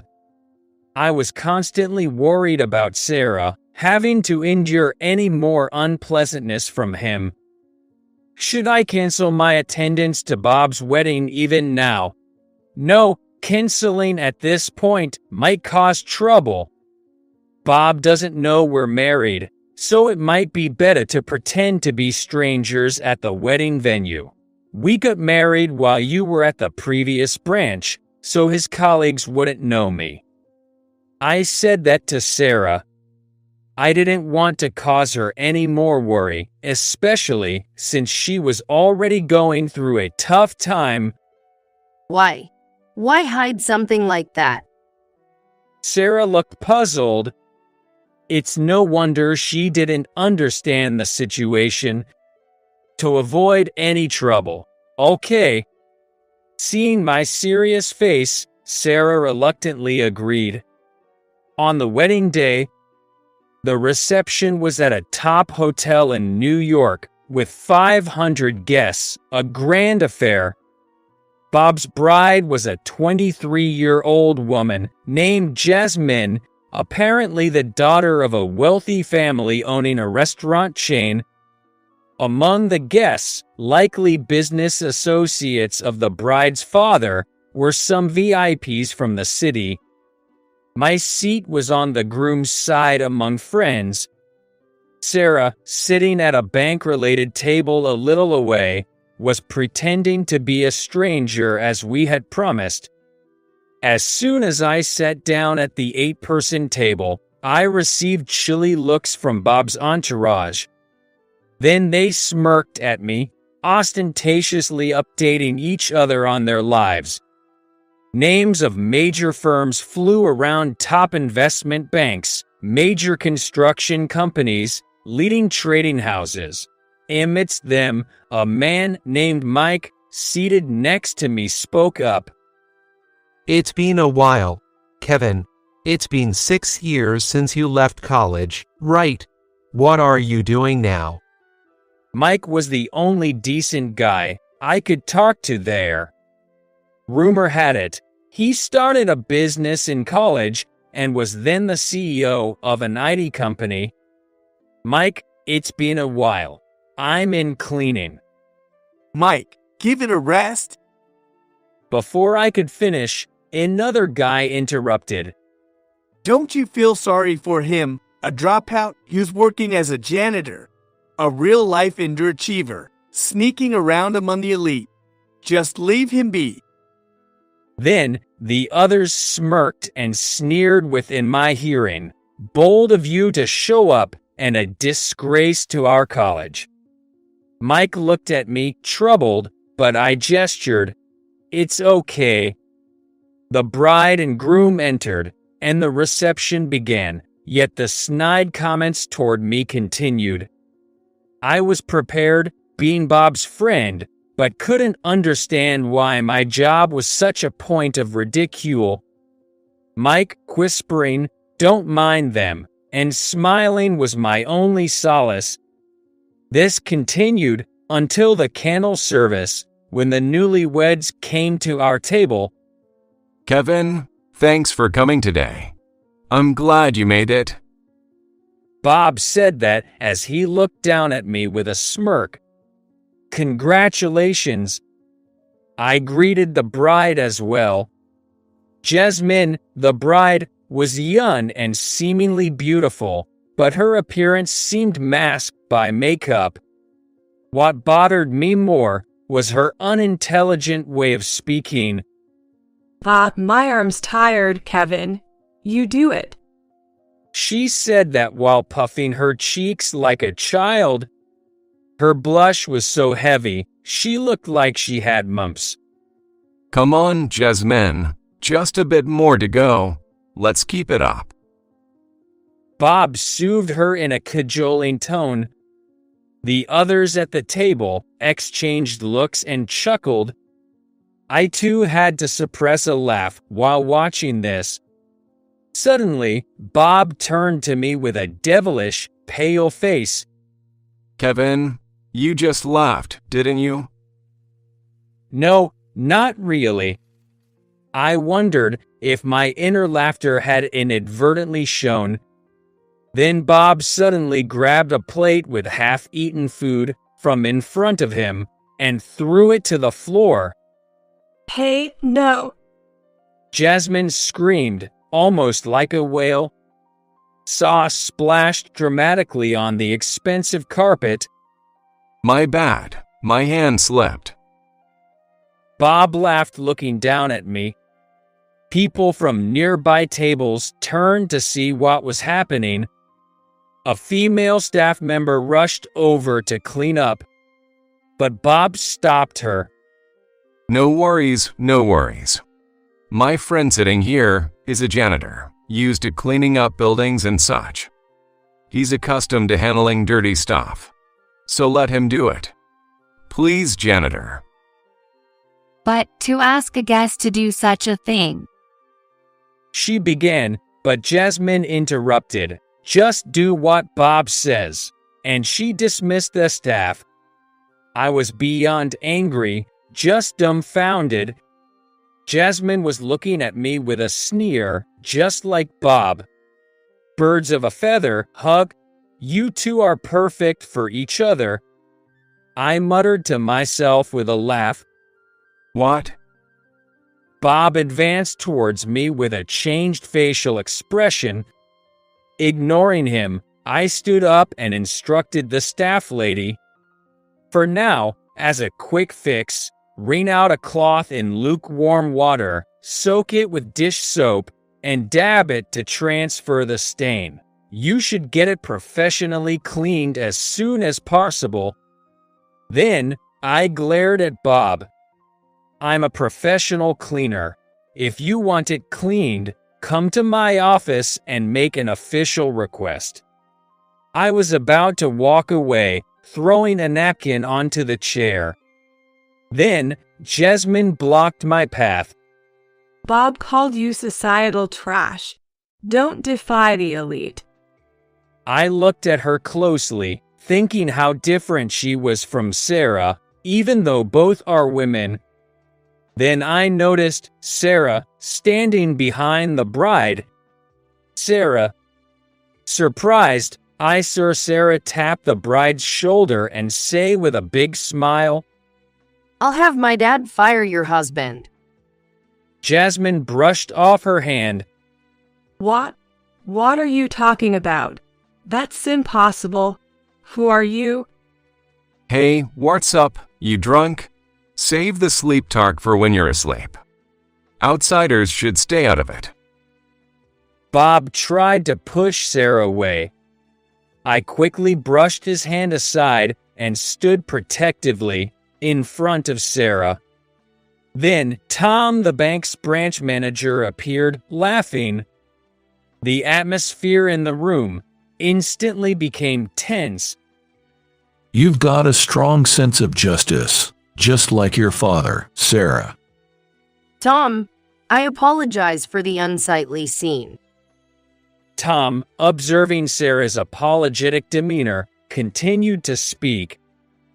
I know you're busy, but try to give your dad a call sometimes. He seemed lonely when I saw him at the headquarters recently. Yes. Sarah looked down, embarrassed. Tom, thank you for coming today. Bob hastily tried to step forward, pushing me aside, but Tom ignored him and spoke to me. Kevin, it's been a while. How's President Ellie doing? What? Bob stared at me, dumbfounded. Tom, sorry for the late greetings. My aunt is as lively as ever, working hard every day. Tom nodded with a smile, saying, I heard she's starting a new welfare-related business. She's delighted to have you as her successor. Says it gives her work more meaning. Bob and Jasmine looked at us, utterly confused. Tom, Sarah's father is? And this guy's just a cleaner, right? Tom said with a look of disbelief. Didn't you know? Her father is Alex, the HR director, and Kevin is the nephew of the president of Shiny Corporation, which owns many subsidiaries in cleaning services, and he's the next president. He's also Sarah's husband. HR director. Next president. Husband. Bob staggered back, his face turning pale with panic. Jasmine looked bewildered too. But he was wearing a work uniform and cleaning buildings.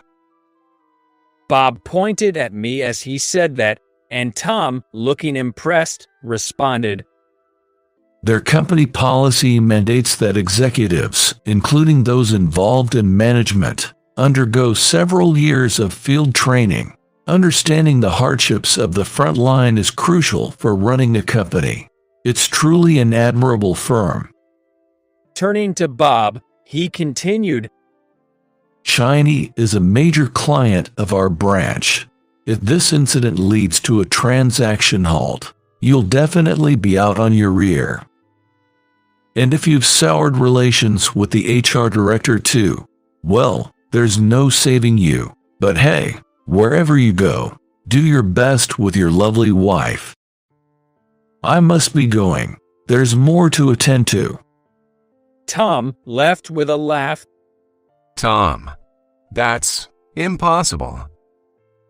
Bob and Jasmine nervously looked back at us. Sarah, Kevin. Bob looked at us alternately, his face twisted into an unsettling smile. Bob, sorry, but we need to leave now.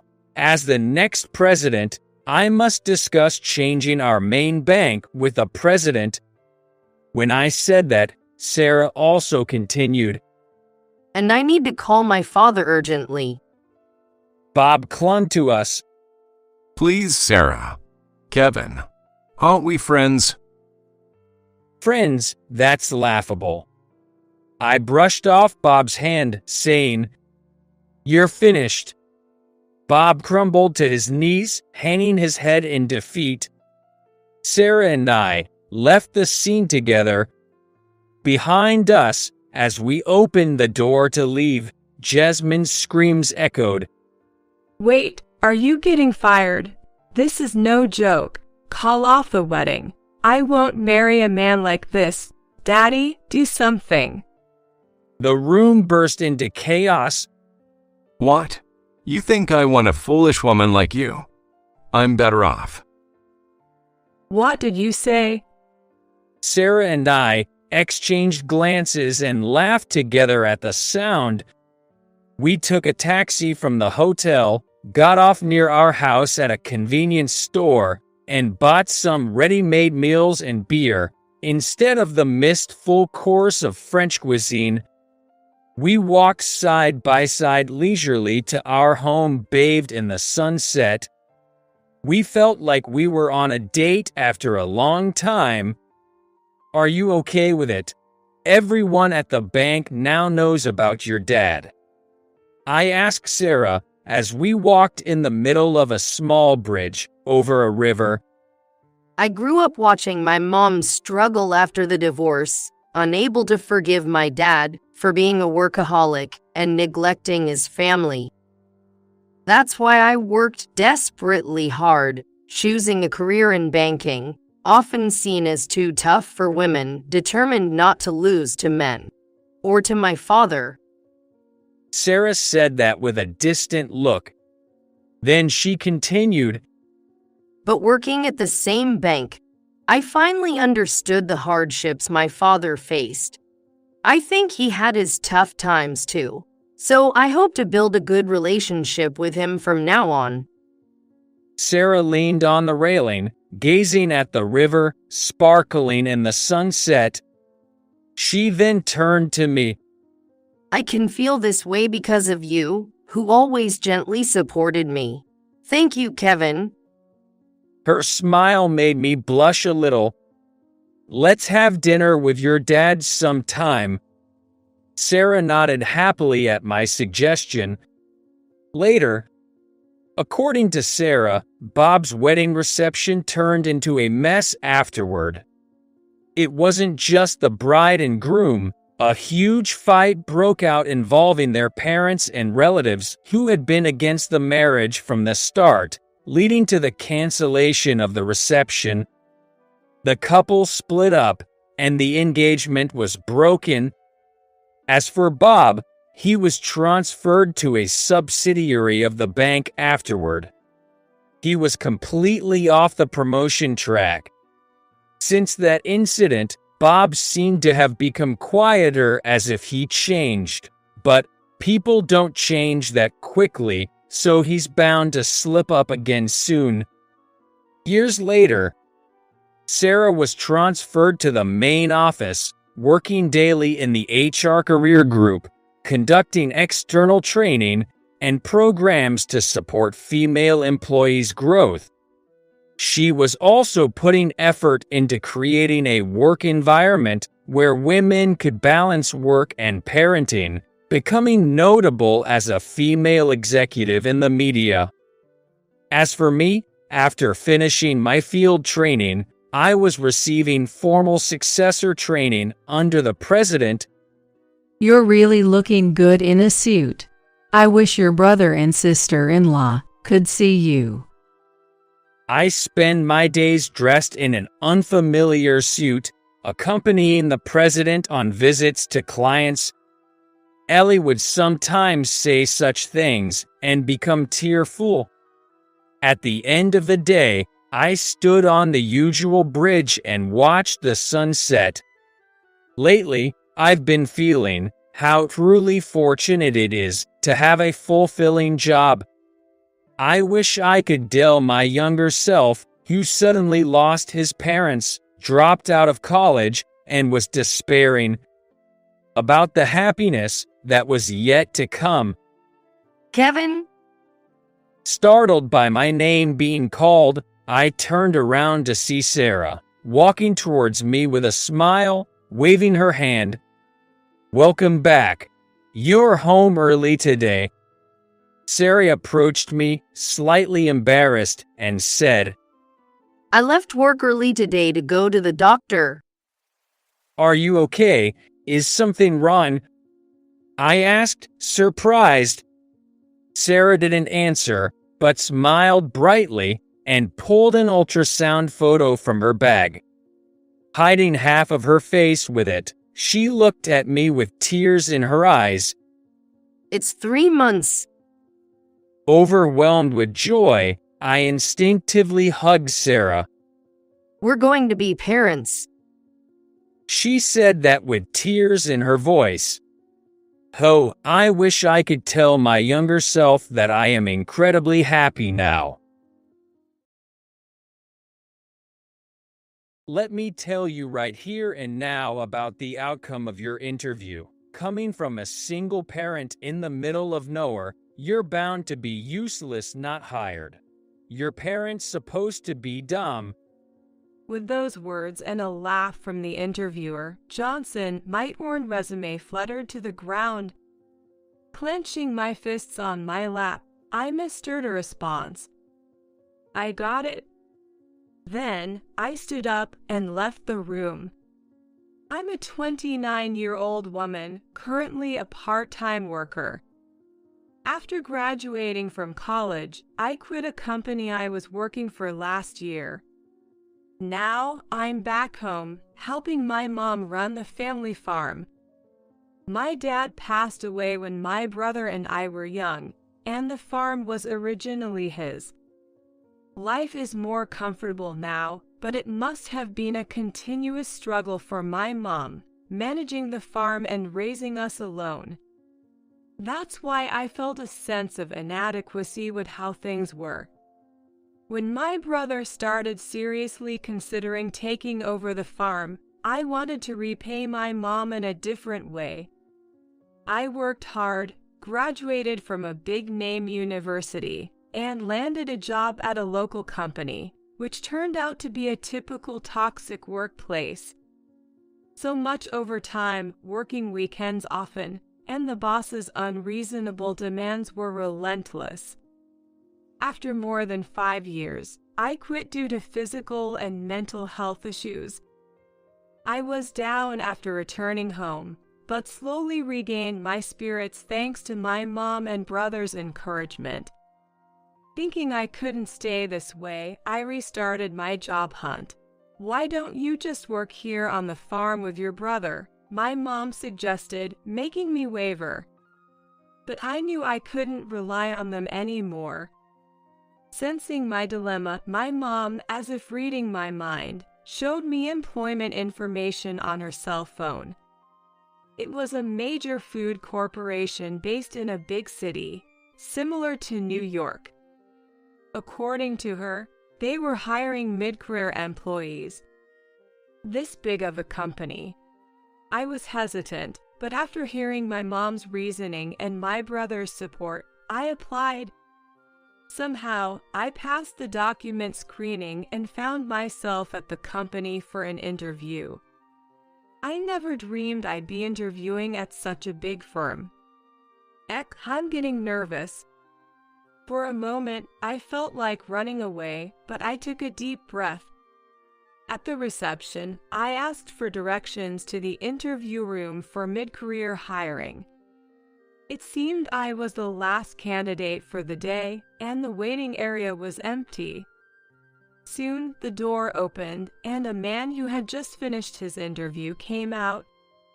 He had a gloomy expression. Did he have a tough time in there? Memories of my previous job flashed, but I shook them off. Entering the room, I saw two people seated. A man is in his late 30s, Johnson, and a woman about my age, Smith, sitting a bit away. After greeting each other and taking a seat, Johnson, the interviewer, and Smith, the note-taker, introduced themselves. The interview began, and Johnson frowned upon reviewing my resume.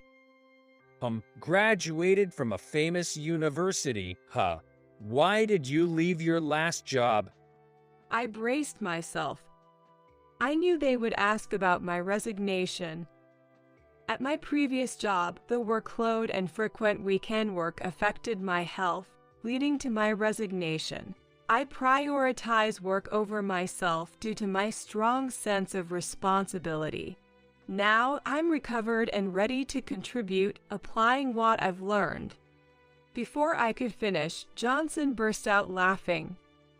What's this about strong responsibility? If you had that, you wouldn't have quit and would have stuck it out there. His blunt words shocked me, and even Smith looked surprised at him. Johnson, unbothered, propped his cheek and flicked through my resume. You can't manage yourself, can you? I felt my cheeks burn at that moment, but I didn't intend to make excuses. You might be right. However, I intend to apply the lessons learned from why I resigned in my future work. I replied. As I said this, Smith nodded and typed on her keyboard. On the other hand, Johnson snorted in apparent disinterest. Oh really? So, you look quite plain. Where are you from? What's your family like? Johnson, that's... Smith began to warn him against further questioning. But she hesitated, silenced by Johnson's stern look. Is my family background even relevant to this job? And calling me plain, how rude. Oh, don't you want to answer? Got something to hide, maybe? Johnson grinned at my hesitation.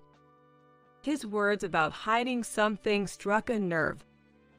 As if I have anything to hide. While internally rolling my eyes, I honestly answered that I come from a rural area, from a single-parent home with an older brother. Johnson started laughing again, his crude voice echoing in the quiet interview room. Straight from the sticks. Quit your job because you couldn't take it, single parent and from the countryside. I totally get why you applied here. What do you mean by that? I knew it wasn't going to be a good reason, but I asked anyway. Meanwhile, I turned my gaze to Smith. She had caught my attention. She hadn't been typing during Johnson's tirade. Realizing I was looking at her, she averted her eyes. Perhaps under some pressure from Johnson. Don't you get it? Typical of someone raised by a single parent, lacking common sense.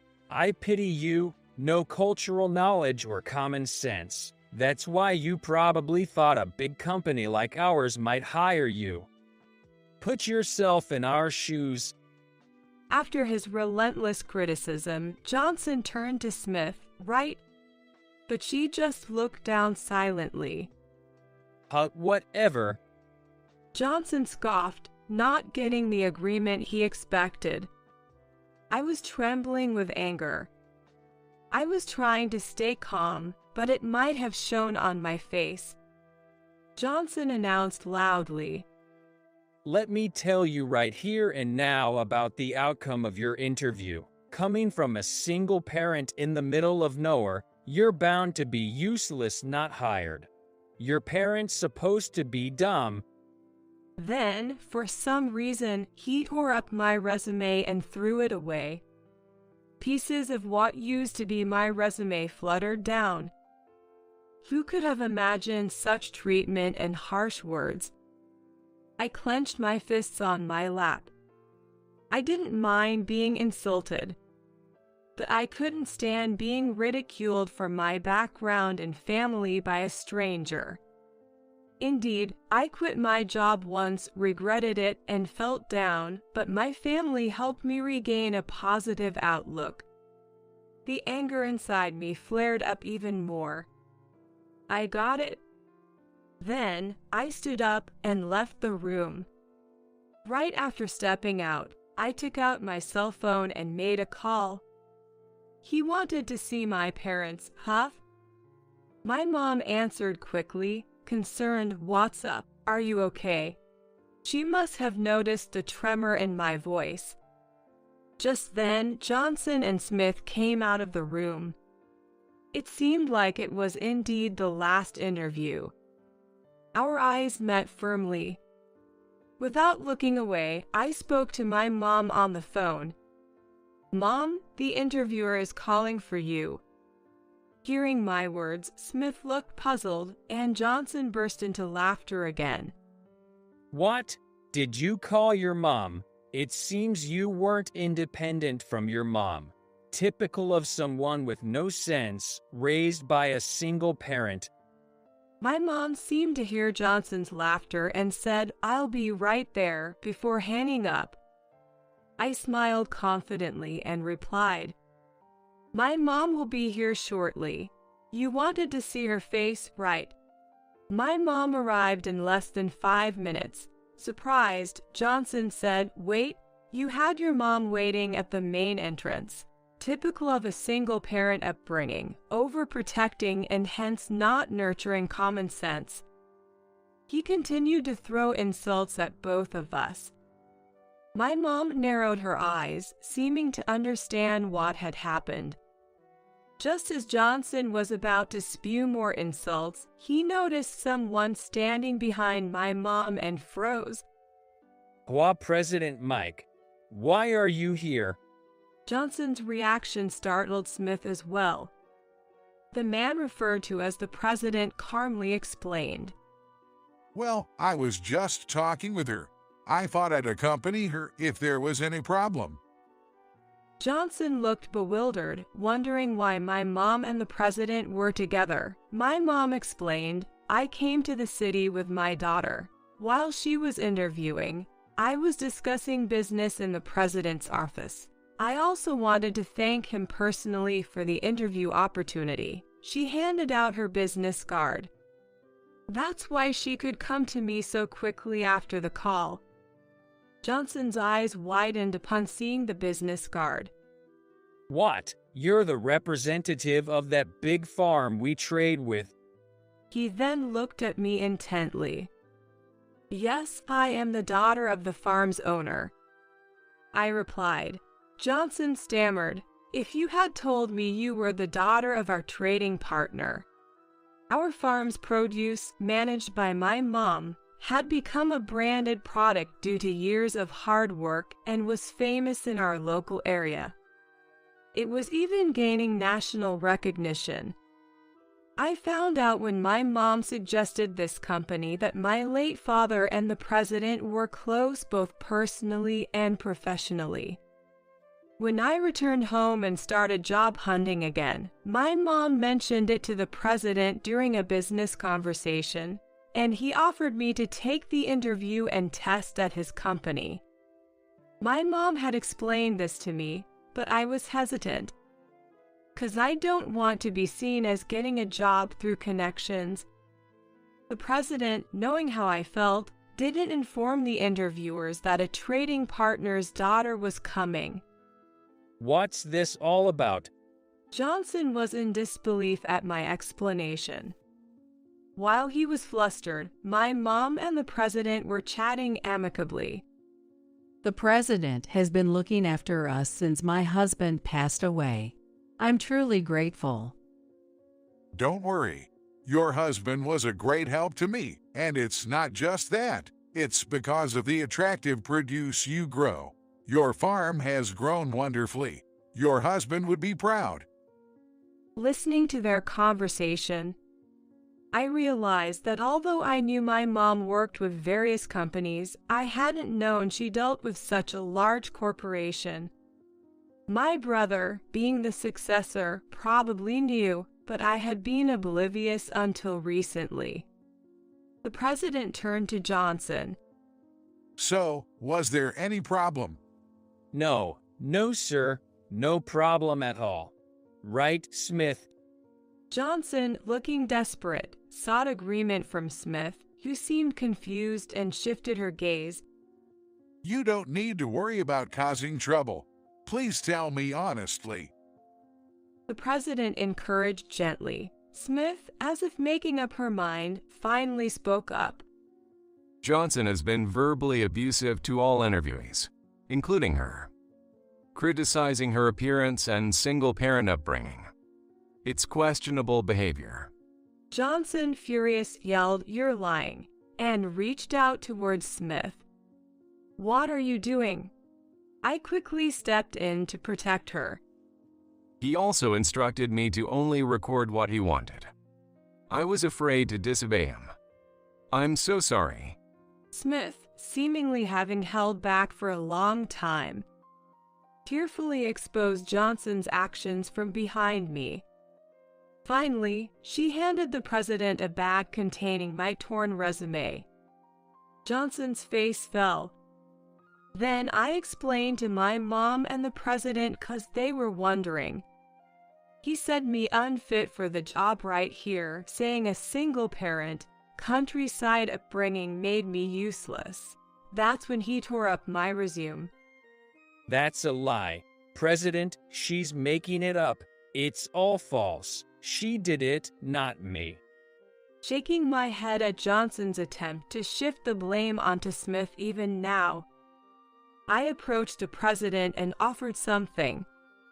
I recorded the interview. Please use this as evidence. I handed over a voice recorder. I had recorded the interview for personal review, thinking it would help if things didn't go well. Of course, I had no intention of posting it online, as that could be illegal. You even recorded it? Johnson looked defeated. According to Smith, the interview was originally supposed to be conducted by 3 people: Johnson, his supervisor, and Smith, the note-taker. However, his supervisor had to take leave due to a family emergency. There should have been another interviewer, but Johnson insisted on proceeding with just the 2 of them. Johnson has always tried to find ways to be alone with me and made advances, which was really troubling. You didn't need to mention that. Johnson, flustered, raised his voice. Well, that's creepy. My mom, the president, and I all frowned in disapproval. But why did you need to harass and insult my daughter? My mom questioned Johnson. Reluctantly, Johnson admitted, I didn't like that she went to a better university than me. Indeed, Johnson had made a strange face when he looked at my resume. Surprised, I blurted out, "That's it." Johnson glared at me fiercely. Yes, that's right. The guy before you, I didn't like his looks, so I rejected him on the spot, just like I did with you. All this abuse and insult for just that.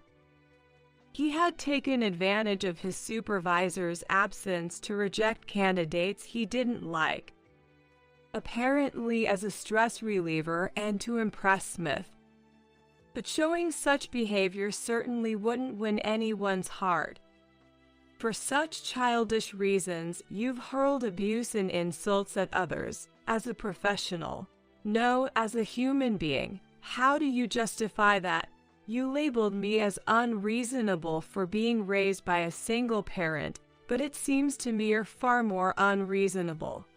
I looked down at the speechless Johnson, while the president held his forehead, seemingly at a loss for words. The president then apologized to me, my mom, and Smith for the oversight. Remembering something, he asked, "By the way, Johnson, aren't you married?" Smith nodded in confirmation. He's married and was making advances on female employees. It must have been tough for Smith. Johnson slumped down, covering his face, overwhelmed with shame. Afterwards, I retook the interview and passed the test, securing my employment. I moved out of my family home and started living on my own again. Other candidates also had their interviews and tests redone, which was a relief. At the final interview, the president expressed his expectations. "I'm looking forward to working with you." As for Johnson, his inappropriate behavior during interviews, harassment of certain female employees, and other misconduct came to light, resulting in his transfer to a regional office.